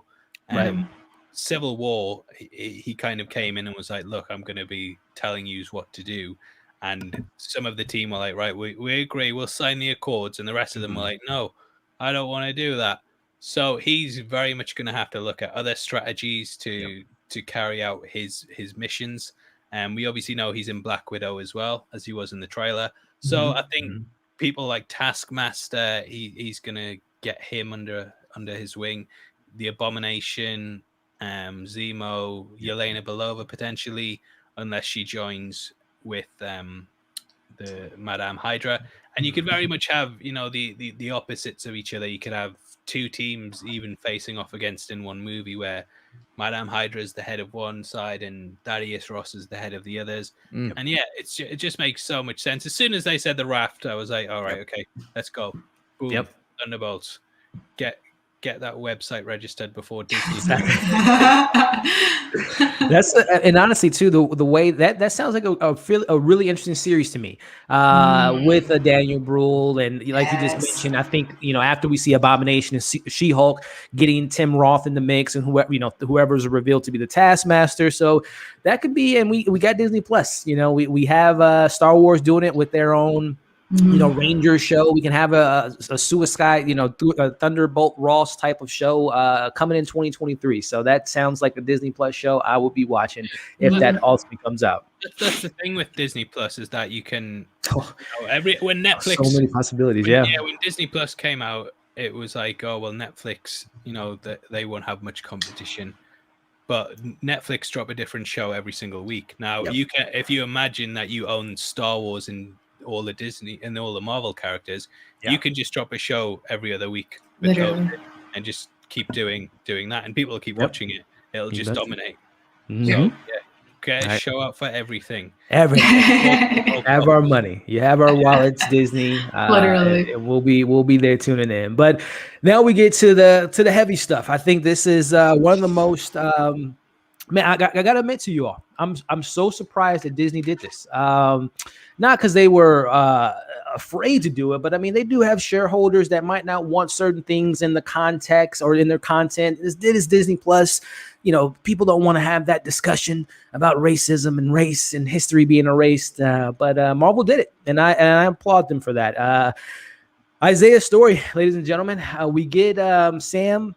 Makes his way back to Baltimore. He has a shield in hand. He runs into Eli right quick, who I love how Eli is so protective of his grandfather, and I can't wait to see more of that character, hopefully, in the future.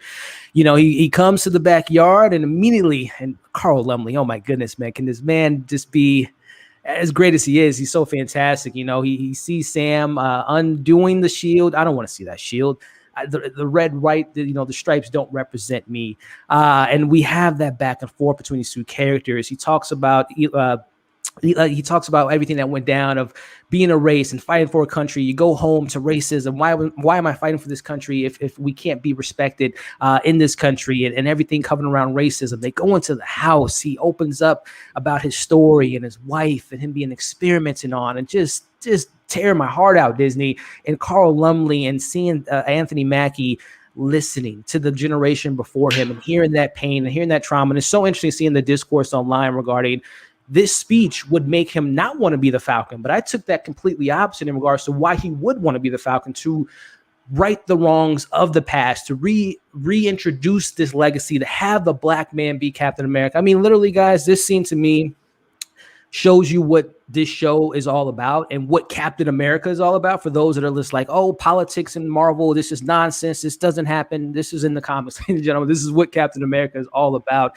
And I'm so glad that this show took that extra step to have the scene about racism, about what it means to be black in America. And I'm on my soapbox for a minute. I love this scene. Tossing it to you, Amanda. I assume you cried in this moment because it was very emotional, but it was also a lot of great dialogue. So what do you think about this scene? I mean, you said it beautifully. So all I can say is that I did cry. It was incredibly emotional, very powerful. This is the scene that we all wanted to see in this series. And it just had fantastic performances from both of them, incredible dialogue. To also make Sam think about his own legacy of as the Wilson name. So I thought that was it was great. But yeah, it was a fantastic moment. Incredible performances, as I said, and yeah, I cried. It was freaking. I was bawling. Like, tears. man. Tears were real. He wasn't able. His wife wasn't able to send him the letters. He had to, the parallels of Steve, saving his men and being rewarded for that, right? Breaking out of the lab and saving his, brothers in arms, of a sense. And we see, he does the same thing, but he gets arrested for it. He gets tested for it and gets forgotten about. He has to be denounced deceased and erasing everything that he's done. So, Austin, man, your take on this moment, this scene? I think it's safe to say that just like Julia, you don't just bring in Carl Lumley for this show. I hope we get more of this character, him talking to his grandson, Eli, if he ultimately becomes the Patriot, and what that could mean for their family legacy. But your take on, his story, man.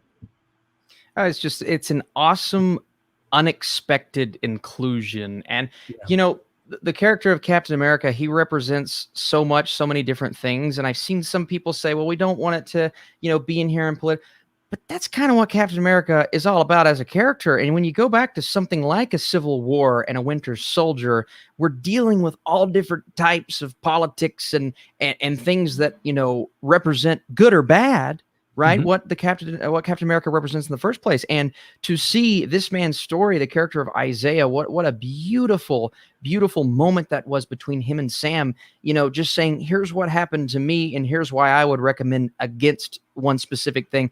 But then Sam takes that and says, here's what I can do better, right? Here's what I can, take and allow myself to represent and be. And I think that might be the moment that we look back on and say, this is when Sam said he can be Captain America. Exactly. This is when Sam said he can take that shield and represent something new, fresh, and different. And I thought that was so beautiful, not only for Isiah's character, which was heartbreaking and gut-wrenching, but to see Sam Wilson accept that and say, I can do better. And I love that so much. And oh my God, what a moment between those two. I wouldn't mind seeing more backstory with Isiah. I wouldn't mind seeing I would love to see that fight. Him and character. Bucky, man. That fight. Oh man, I loved the moment so much, and I thought it was so expertly written and handled. Yeah, man. No, well said. And before we go to you, Paul, I think someone actually, this was something too, now looking back at episode, was it 2 with the police again, I see what Marvel was doing. I thought it was a little bit mishandled because there was no follow-up to it, and it didn't really hold that emotion. Yeah. It kind of felt like it was just forced in there. But this one, to me, really kind of, we got to sit in the scene. We get to hear Elijah's story, and I thought it was fantastic. But Paul, man, your take on this moment, this scene, and again, what do you want more from this character in the future of the MCU?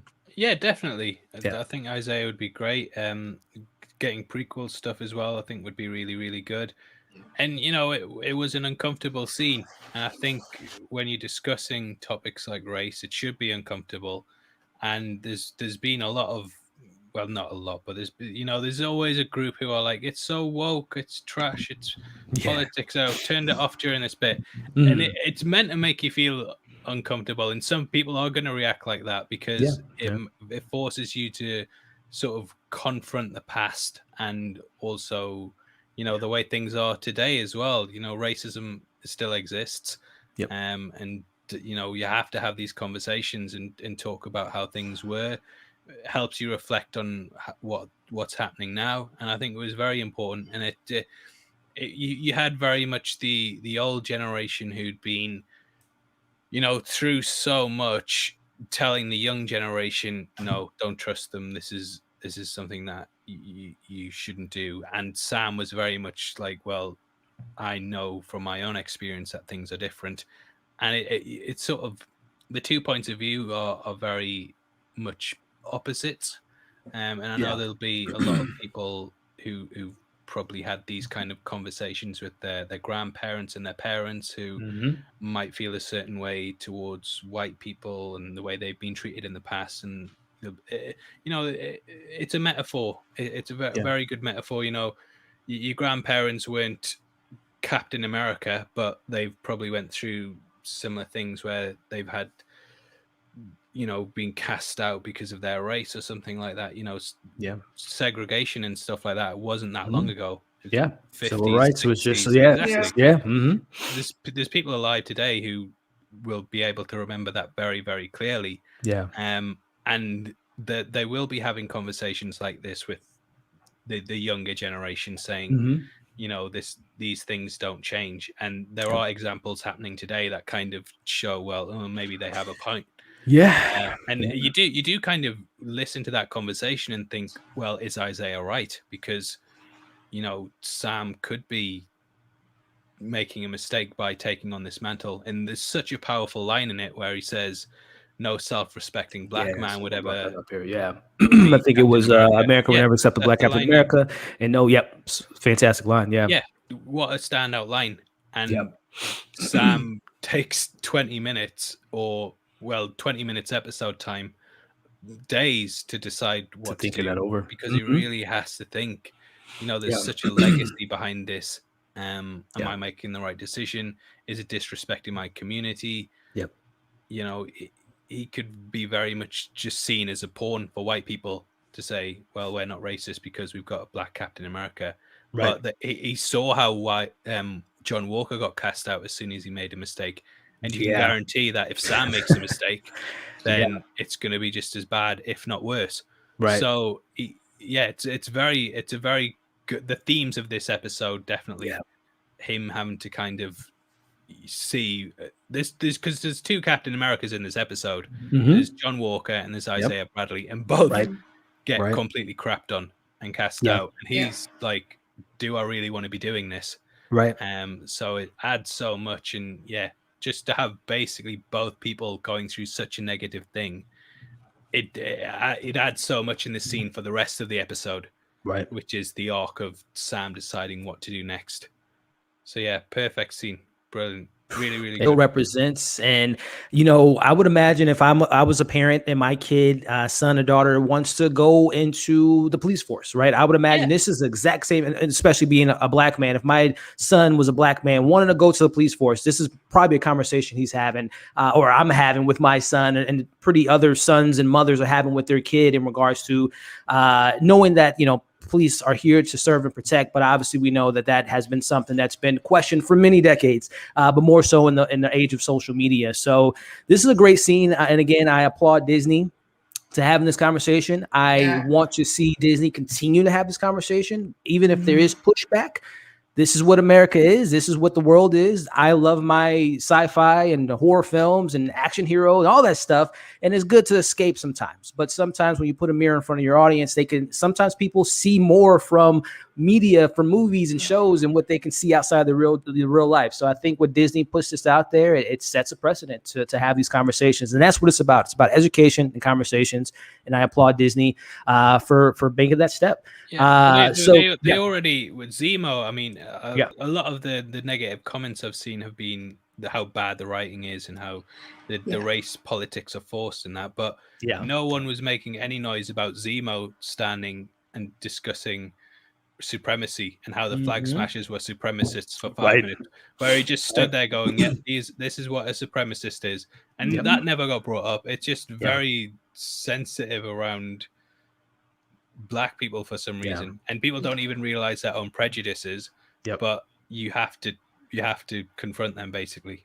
And Bucky does that sort of as the white character almost, because he was very much, I don't know why you gave away the shield, right? And then he apologizes to Sam. Oh, that moment too, and we'll get to that moment. That was a really well placed line by Bucky to say. So again, those are in the chat, you know, everyone throwing in their comments, thank you so much. Again, I know this is, like Paul said, this is a touchy subject, right? And I appreciate Amanda, Austin, and Paul, you guys giving in your opinion on this. And again, this is why we do these lives, to have these conversations. You know, we got aliens, we got the big three, right? Sorcerers, aliens, and androids.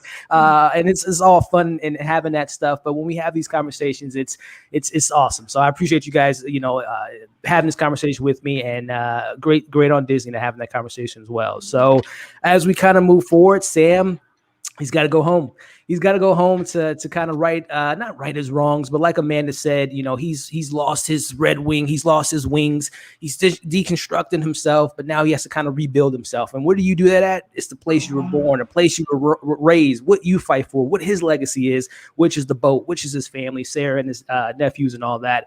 So I thought this was, and I know there has been some criticism with it slowing down at this point in the episode. You start off with the action at the beginning and all that stuff, but this is to me what builds character. This show to me right now, these scenes are going to make it so much, especially for us as watching this show, because not everyone's watching it, of course, but when I see Falcon again and when I see Bucky on the screen, the big screen in the Captain America 4 or Avengers 5, it's like me going to Endgame and having that moment with Captain America picking up Thor's hammer. It's been built. We've had these moments with these characters. And I think this type of scene right here makes me so excited to see what they have for these characters next. So we see him going to fix his boat. And I love that Bucky showed up because they're fixing it together. They're now a team. They're not just mutual friends with the friend. They're now building this brotherhood and this kind of bond. Because once you step into Sam's house, that's some sacred territory, right? When you come to someone's house and you introduce them to your family, that's the next level. So Amanda, I know you were smiling from ear to ear when you saw Sam and Bucky working on the boat and the family coming together and all that good stuff. Your take on Sam going home? Well, I found that it was such a great transition from like having that conversation with Isiah, right, and who he is, and then going back to his roots right after. So I thought it was a great follow up to that scene. And then you just see that he's at home, and you see that he's comfortable at home with his family and his friends and the entire community. And it was just so great to see him kind of in his element, because we have to remember, the Falcon, it's his job. That's a job. That's not his element. He may be good at what he does, but that's not his element. He's at home. Right. He's on the boat. He's working on the boat, and he's with his family. And I thought it was just really nice to go back.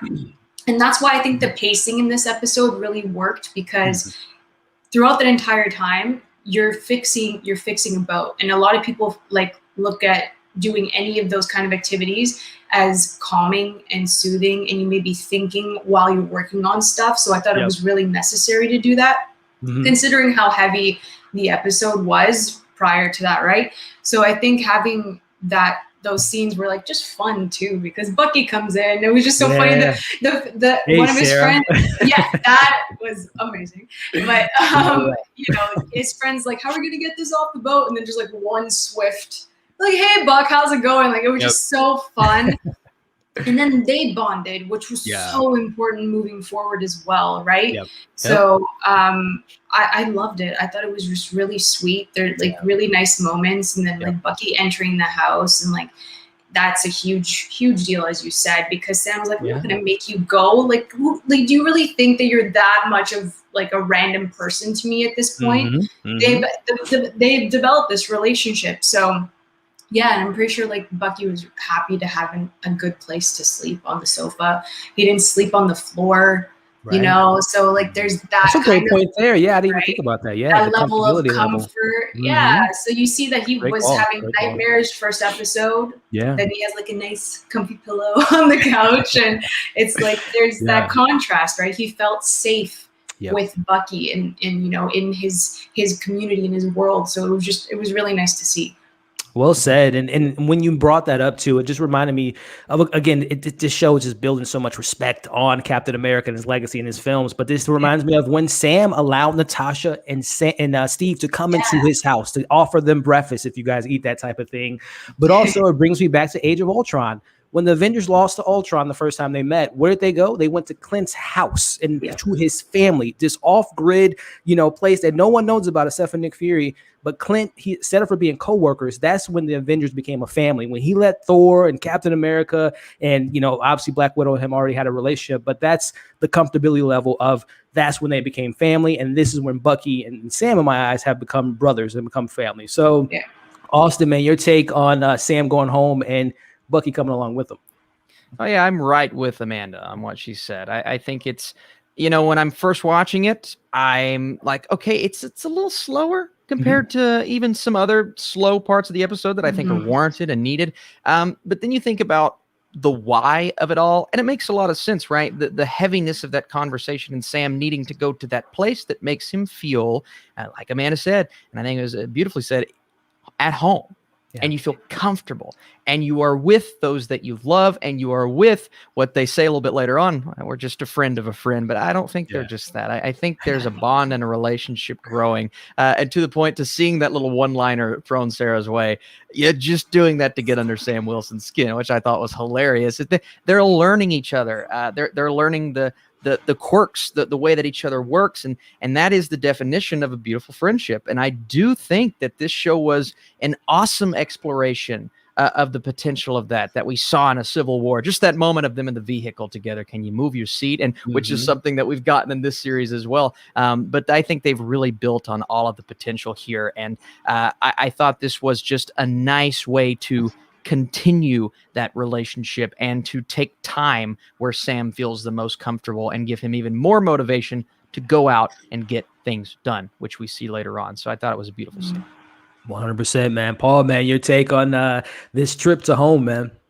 I'm going to be a bit controversial here. Let's hear it, man. I feel like it slowed the episode down, to be honest. There were some bits in it where I just thought, like him calling together the community, I get why they did it. I just was like a bit like, I can see how this is going. And I kind of, I did feel that there was a bit too much humming and hawing over Sam, going like, I don't know if I'm going to do it. I'll fix this boat. And then going out and throwing the shield back and forth. I like that conversation, but some bits in between, I felt it was a bit slow, personally. Sorry, guys. No, okay. I love it, man. This is why we have these conversations, man. And again, I can see it, man. It could be a bit slow, especially coming off of, this is the second to last episode, right? We got to we got stuff to take care of. But now I kind of understand where you're coming from. But again, like I said, I think it builds. It's going to make next week probably come together. And I think I can't remember where I saw on Twitter, someone mentioned that they think that Bucky might die next week. I can't remember who saw that. Was one of my Twitter. Mutuals. I can't remember who said it, and I want to give her credit. I think Hannah said it. Hannah, I rejected Hannah. Hannah said it. Yeah. Hannah did say Bucky gave him too many smiles. Right? He has that moment of like redemption of a sense that he wants to do on this new path. I don't think they're killing Bucky, but hey, that would be. I would die. Crazy. Crazy if that happened. But let's go back to Mr. John Walker, and this is controversial. People feel, and I'll give my take in a little bit, but he goes to the Lamar's parents, and in a great moment, sad moment. Obviously, they're losing their son, and what Lamar said that John meant to him, and we see John tell the parents that he killed the man that killed their son. I have my take on this because yes, he lied, but I'll get to my take on it here. But Amanda, Mr. John Walker giving them the news, which, by the way, his wife, Sarah, I think is her name, she's still that beacon of hope for John. If he goes too dark, he still has her unless someone kills her, and he'll never go back. But your take on John lying to this family, good thing, bad thing? What did you think about the scene? I mean, I get both sides of this. I totally get both sides of it. But I don't like him, so he lied. Okay, he lied. And I just, in that moment, that's all I kept saying. I'm like, why would you've known his family. Why are you lying? He was your best friend. But I understand that he wanted to give them a peace of mind that he did get the person that did this to him. I completely understand that. But there's that little part of me like, is the lie something that you should have done? So that's just my personal thing. But I do understand that the other side of it. I really do. Yeah. And I do feel like I'm on the other side of it to a certain extent in regards to what with him telling them that, no, the killer that, Karli, who's out there, she's still out there. So I'm going to get her and I'm going to get revenge. What would that do for them? Right. It's not that they're going to be okay with their son dying, but at least there's a little bit of closure that they can have that somewhat satisfaction of a sense. And again, technically, he didn't kill Lamar, but he's guilty by association. Right. But Austin, man, did you have any take on John lying to this family? Is this noble? Yeah, it's one that I hate to say it like this, I can't really come to some sort of confirmation in my head because I do see both sides of it. And I think that's the ultimate John Walker-ism, because the guy has walked that fence and been on one side and been on the other. And this is another moment of, you are lying, right? Something that I don't think Captain America would do. Steve Rogers, right? Except for Tony, his parents, he had that. No, he withheld. That's He withheld the information. Hey. There's a difference. That's true. I am, Amanda. You are right, though. That is not technically lying, but you are withholding information. I rewatched Civil War on Thursday, and when Tony asks him at first, Did you he know? says no. He goes no. And he goes, "Did you know?" And he goes, so he lies the first time. Yeah. Hey, yeah. So minor. That's true. I'm So just saying. I see John Walker as someone who is, and still, even at this point, the intentions are there. There is a selfish, and then there is a selfless. And I think for most of the show, he's been selfish. But this is a moment where he is at least putting others in front of himself. And really the first time that I've seen that Captain America-ism, like, yes, I'm going to be lying, but I really want to make this family feel better. And you saw a bit of humanity here that I think was important. So regardless of what side you're on, I think this was an important scene, and not a scene that I would have expected them to do. For sure. It's a great point. Added another layer to a character that, again, I'm just so upset that they killed off because I liked him so much, right? I think we all did.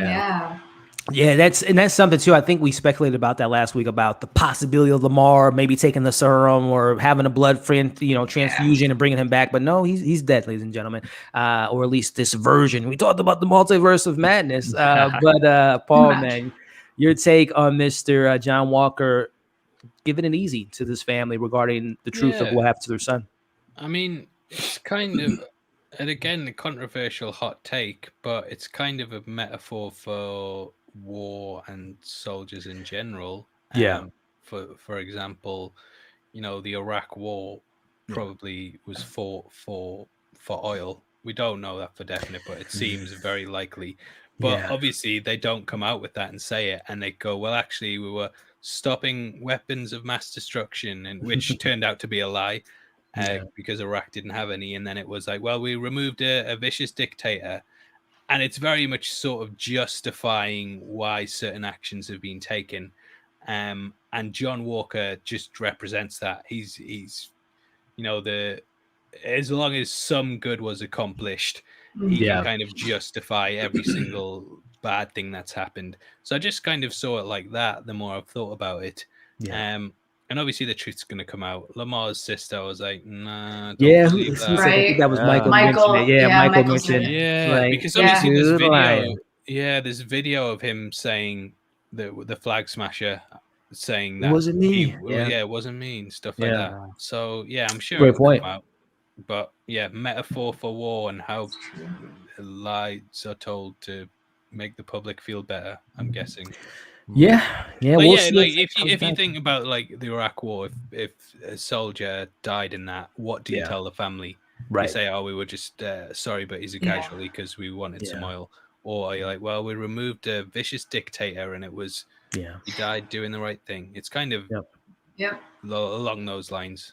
And I know that sounds a bit disrespectful towards people that have died in wars and stuff, but there's two ways to kind of look at it. I understand. I understand where you're coming from. And again, it, like you said, Austin, it shows the layers of this character once again. Amanda, Team JW. I respect it. Also, I just noticed that it's John Walker, Texas Ranger for Polson. Yeah, I know. Yeah, right. Hold on. I just noticed that. I was like, oh wait. He's been rocking with this. I've been sat here 2 hours. Because it keeps switching, and I'm like, oh wait, now I see it. He's been rapping it the whole time, and I love it. just wanted to address it because it's cool. Very cool. Speaking of cool. This young lady here, she has it all, ladies and gentlemen. She has satellites, she has goons, she can call this guy, that guy. She's making a lot of power moves, someone might say. So let's just nip this in the bud, ladies and gentlemen. Sharon Carter, what are you up to? Who are you working for? Are you the power broker? I don't think she is, but the show is giving us this character that we see that she calls Backtrack, which means that she hired him to do the first mission, the first episode. And, we know the power broker wants Karli dead and who, bring in this guy that maybe can get the job done and all that stuff. But I don't know.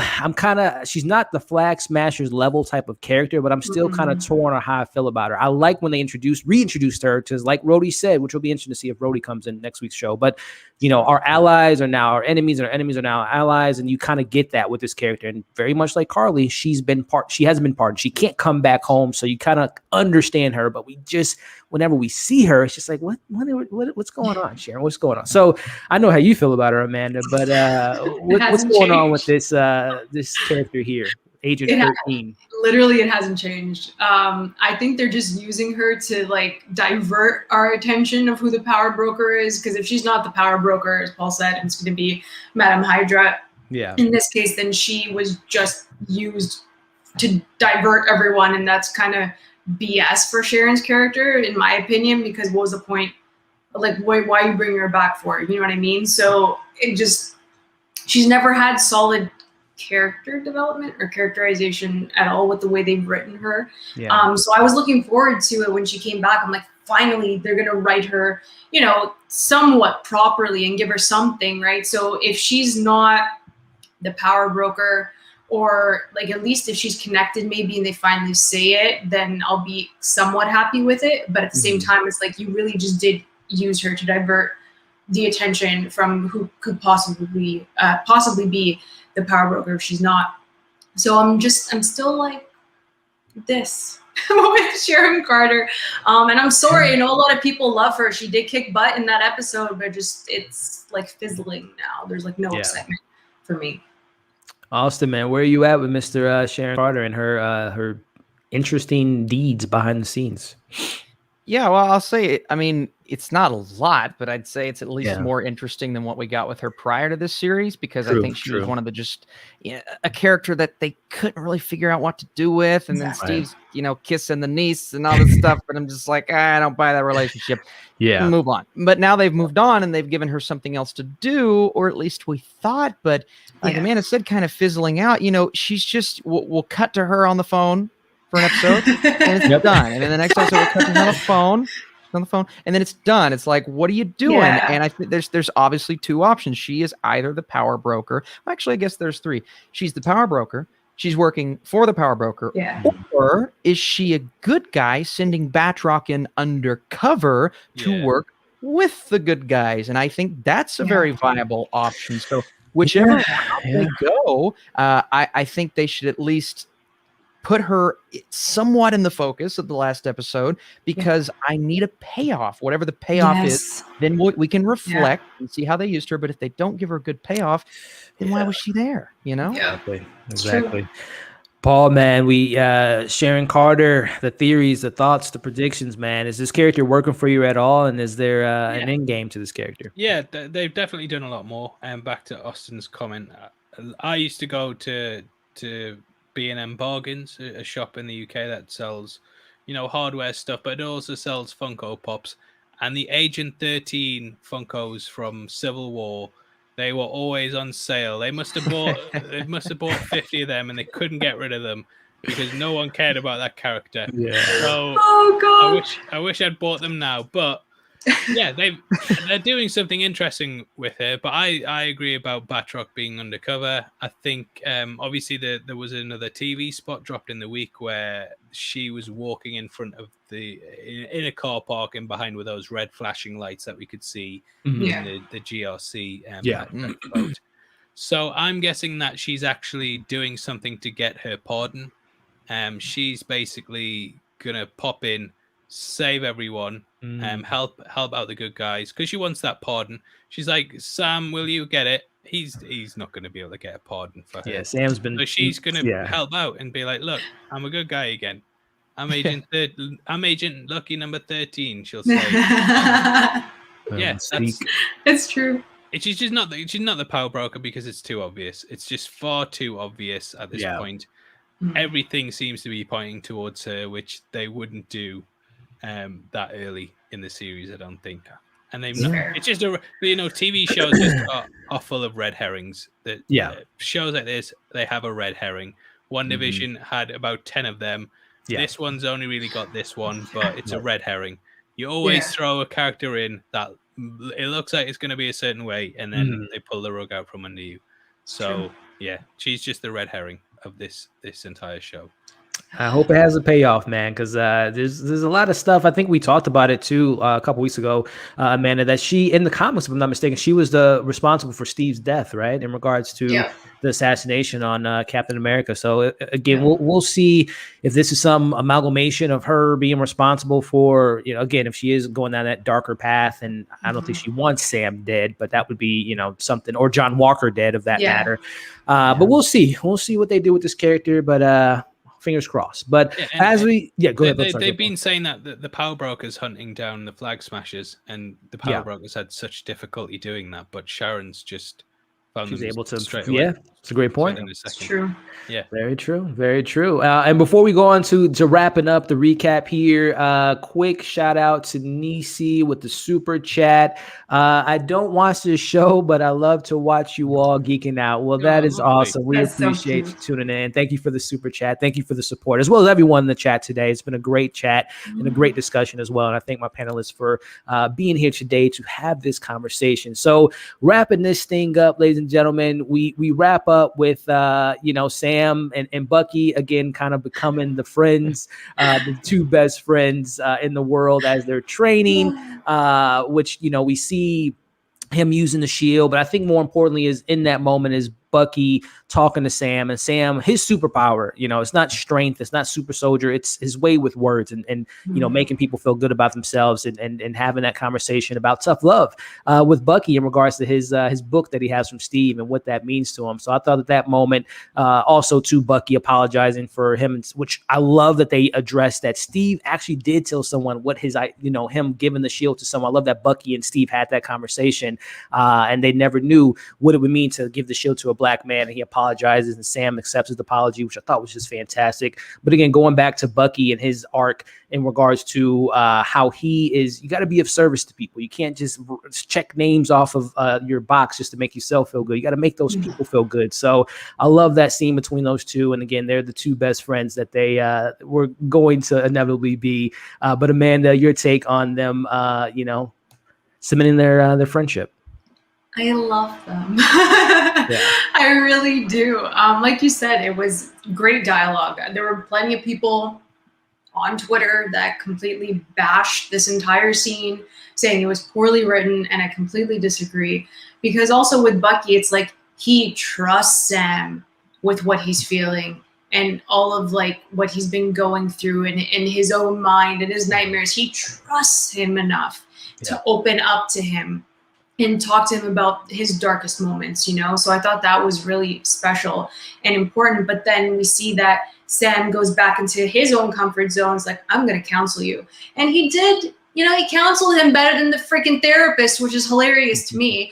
But in one conversation, and Bucky's like, oh, that is what I should have been doing from day one. So it's just something that was so great.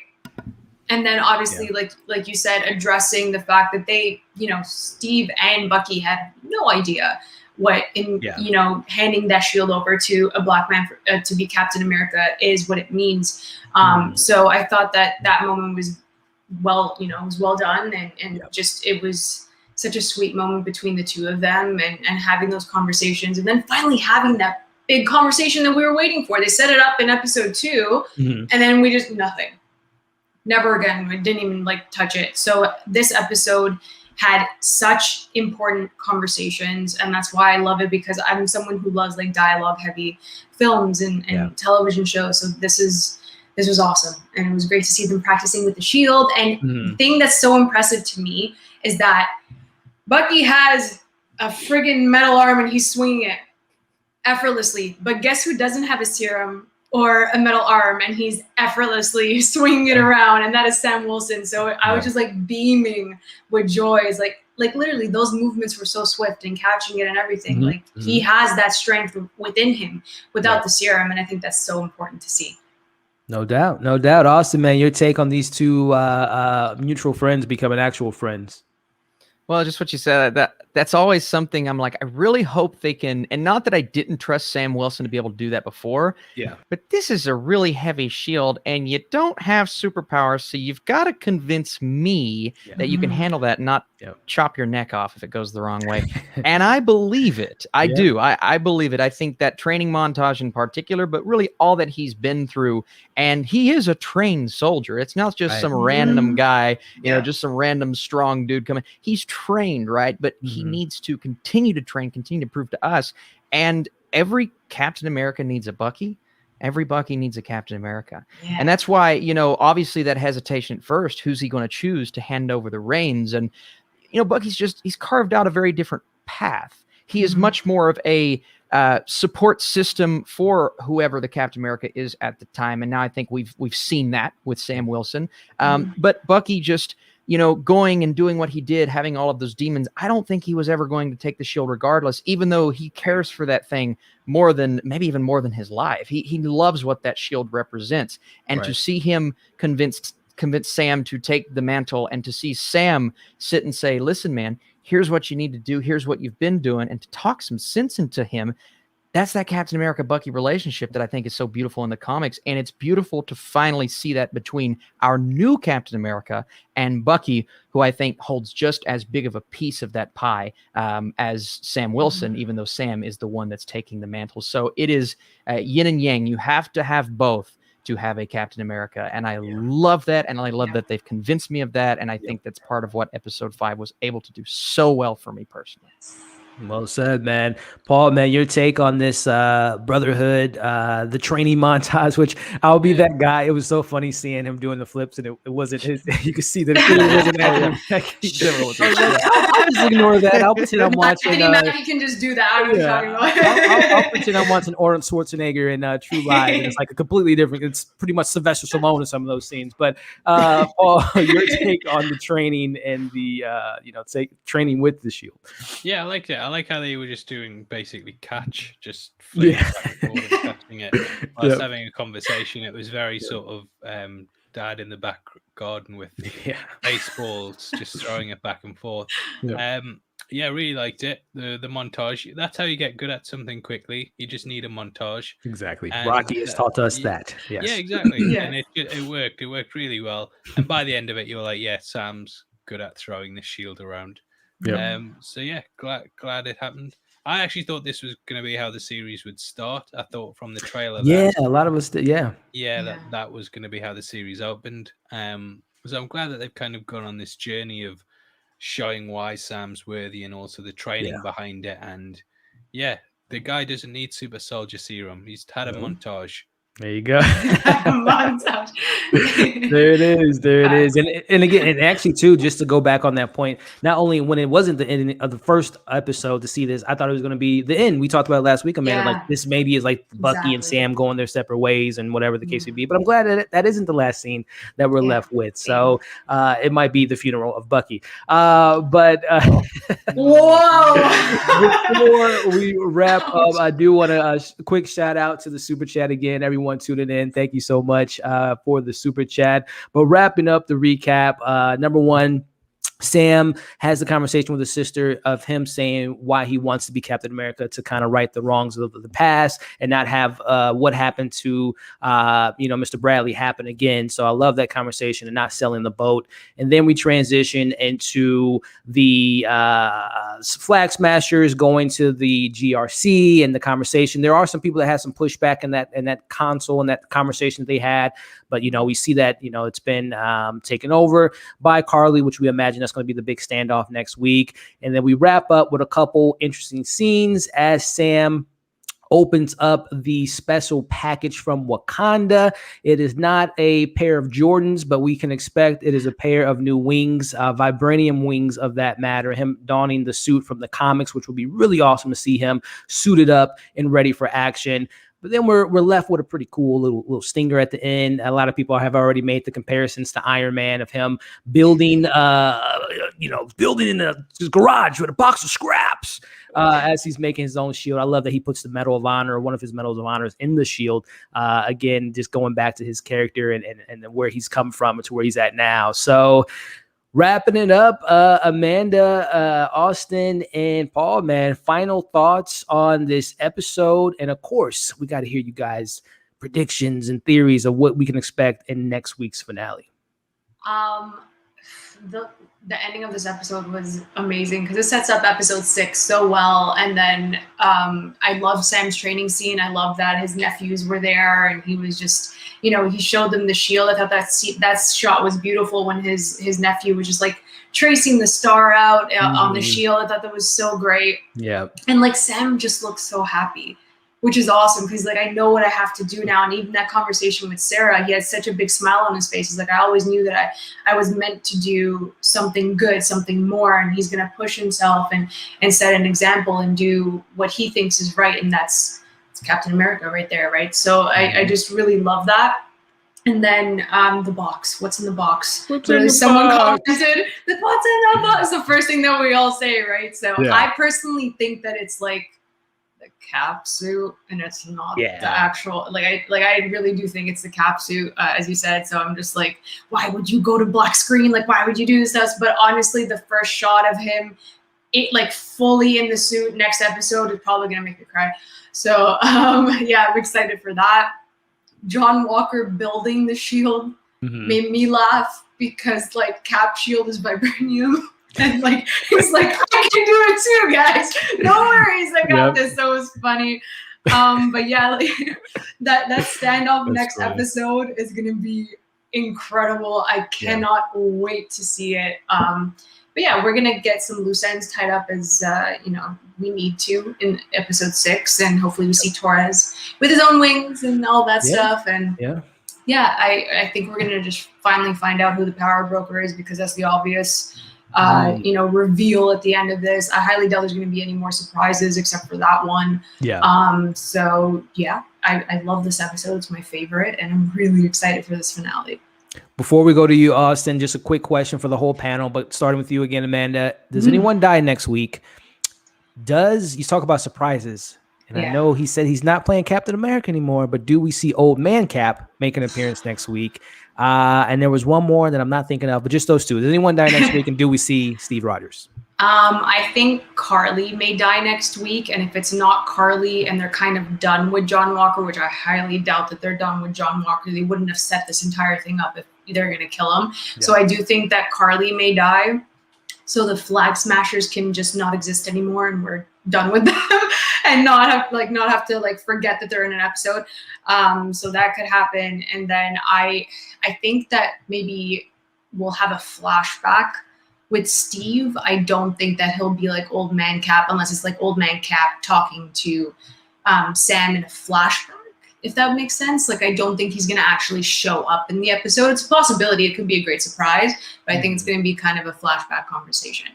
Interesting. Austin, again, your overall thoughts on the episode, predictions for next week's finale, and then again, you know, Steve make an appearance, does someone meet their demise next week?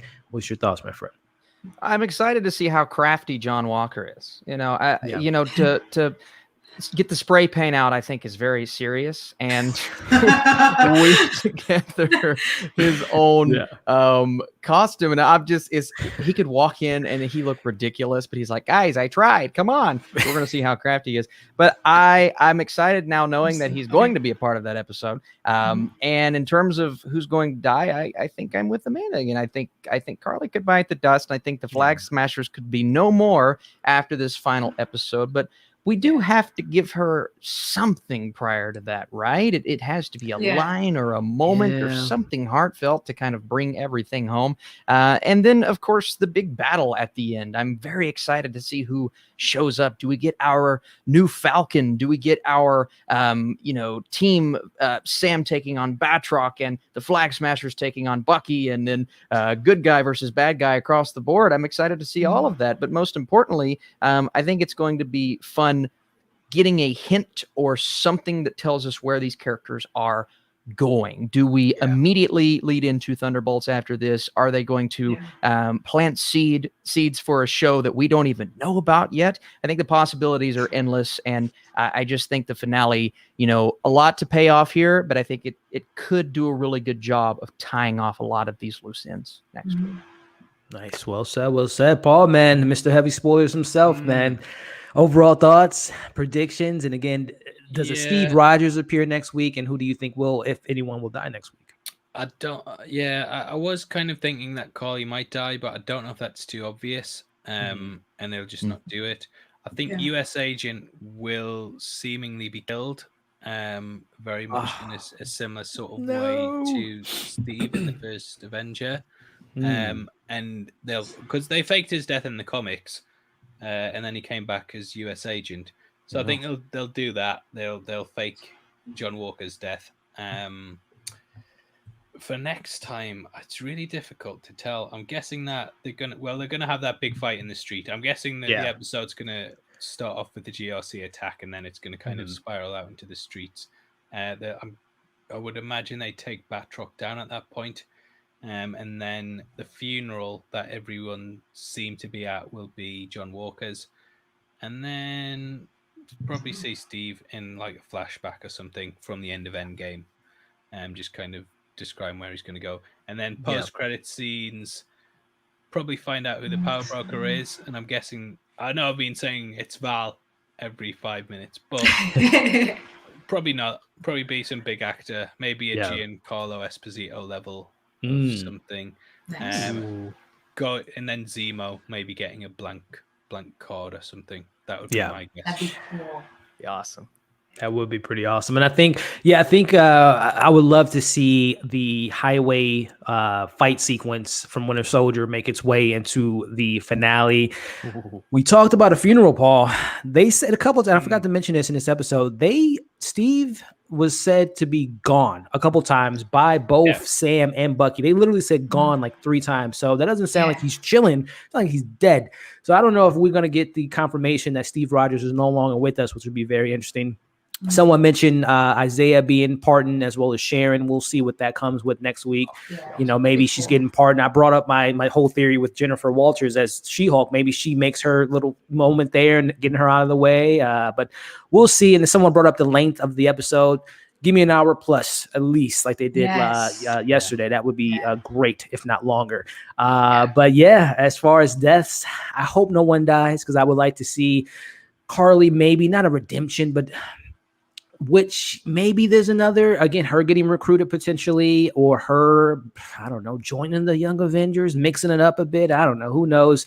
But I don't want John Walker to die. I want to see more of that character, whether it's in making that full transition to US Agent and then being the leader of Thunderbolts or Dark Avengers or whatever they want to do moving forward. But listen, whatever it is, we'll be watching it. We'll be enjoying it. We'll be breaking it down, of course. And quick shout out to Daryl here with the super chat. I thought it was funny how Bucky was flirting with Sam's sister. It reminds me of the first movie where he was always, he was a ladies' man, man. He's a ladies' man. That arm, it's pretty cool. I got some blings. I got some Wakanda love. So there you have it, ladies and gentlemen. This was a 2-hour plus incredible conversation that we had today with Amanda, Austin, and Paul, and of course, everyone that joined us in the live chat. Again, we will be back next week having a great discussion about the finale, and of course, expect reviews from Amanda, from Austin, from Paul on their own incredible YouTube channels and all of their social media outlets, and I can't wait to see their coverage. So with that being said, starting with you, Amanda, my co-host, who will be back next week, chopping it up with me and our other co-host Chris and our other special guests. But where can the people find you, Amanda, and what's next on the docket for you? Yeah, well, again, this conversation was amazing. Paul, Austin, this is awesome. Ellie do such a fantastic job every single week. So it's just a great conversation all the time with awesome people. You guys can find me over at AMX NDA Reviews on Twitter, Instagram, and Letterboxd. And you can find me on YouTube at Candid Cinema and my website, candidxcinema.com. And we'll have my episode 5 review for Falcon and the Winter Soldier up either tomorrow or Monday. I take the time and really just process what I watched, and I'll get it up for you guys for sure.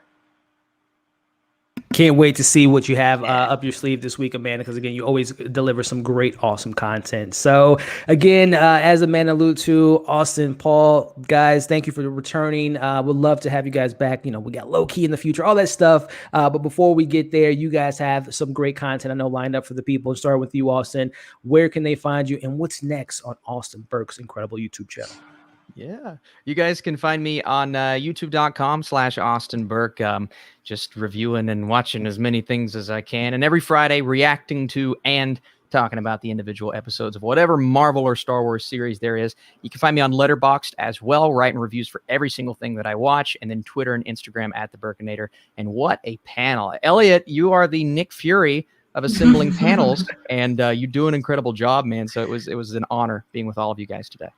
Oh, man. Appreciate it, Austin. Appreciate it, my friend. And again, ladies and gentlemen, Austin, and as well as Amanda, their links are in the bio. And last but certainly not least, this gentleman right here, Mr. Paul from Heavy Spoilers, man. What's the next incredible, amazing video you have lined up on your YouTube channel? And when we're going to get that Mephisto was the villain the whole time video? Yeah, at the end of Falcon and the Winter Soldier when it's finally revealed. Yeah. But yeah, thanks for having me on. Really, really enjoyed the chat. It's 11:15 in the UK, and I don't stay up for anything less than brilliance. So thank you very much for providing that.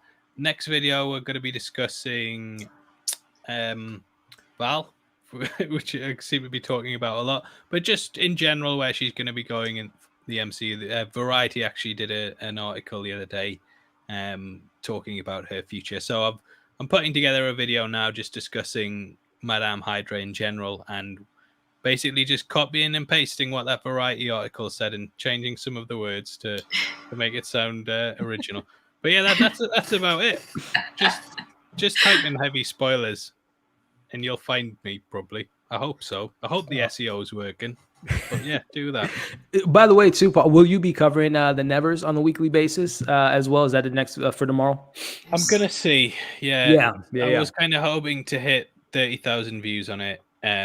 It's very much on the brink of it, but I actually have something that has to be sorted on Monday in my personal life. So it's a bit kind of like, if I'm gonna have time to do it. But I did say in the video last week, if it doesn't do well, I'm not gonna bother doing it. Yeah. So it's their fault if I don't do it again. There you go, man. Exactly.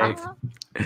But nonetheless, again, guys, Amanda, Austin, Paul, thank you so much, as well as our amazing live people in the chat with their incredible comments, super chats, all that fun stuff. If you guys are watching this on the replay, again, subscribe to Amanda, to Austin, to Paul. You will not be disappointed. Ladies and gentlemen, we will be back next week. We're talking about the finale. And as far as like content on this channel, there is a new HBO show coming out tomorrow, Mayor of Easttown with Kate Winslet, which is a really good crime drama on HBO. So definitely keep an eye out for that review, as well as a bunch of other stuff, Mortal Kombat coming out next week. So definitely expect conversations around that film. But again, guys, hope you had a great time watching the stream. Hope you all are enjoying your Saturday, and we'll see you all on the next video.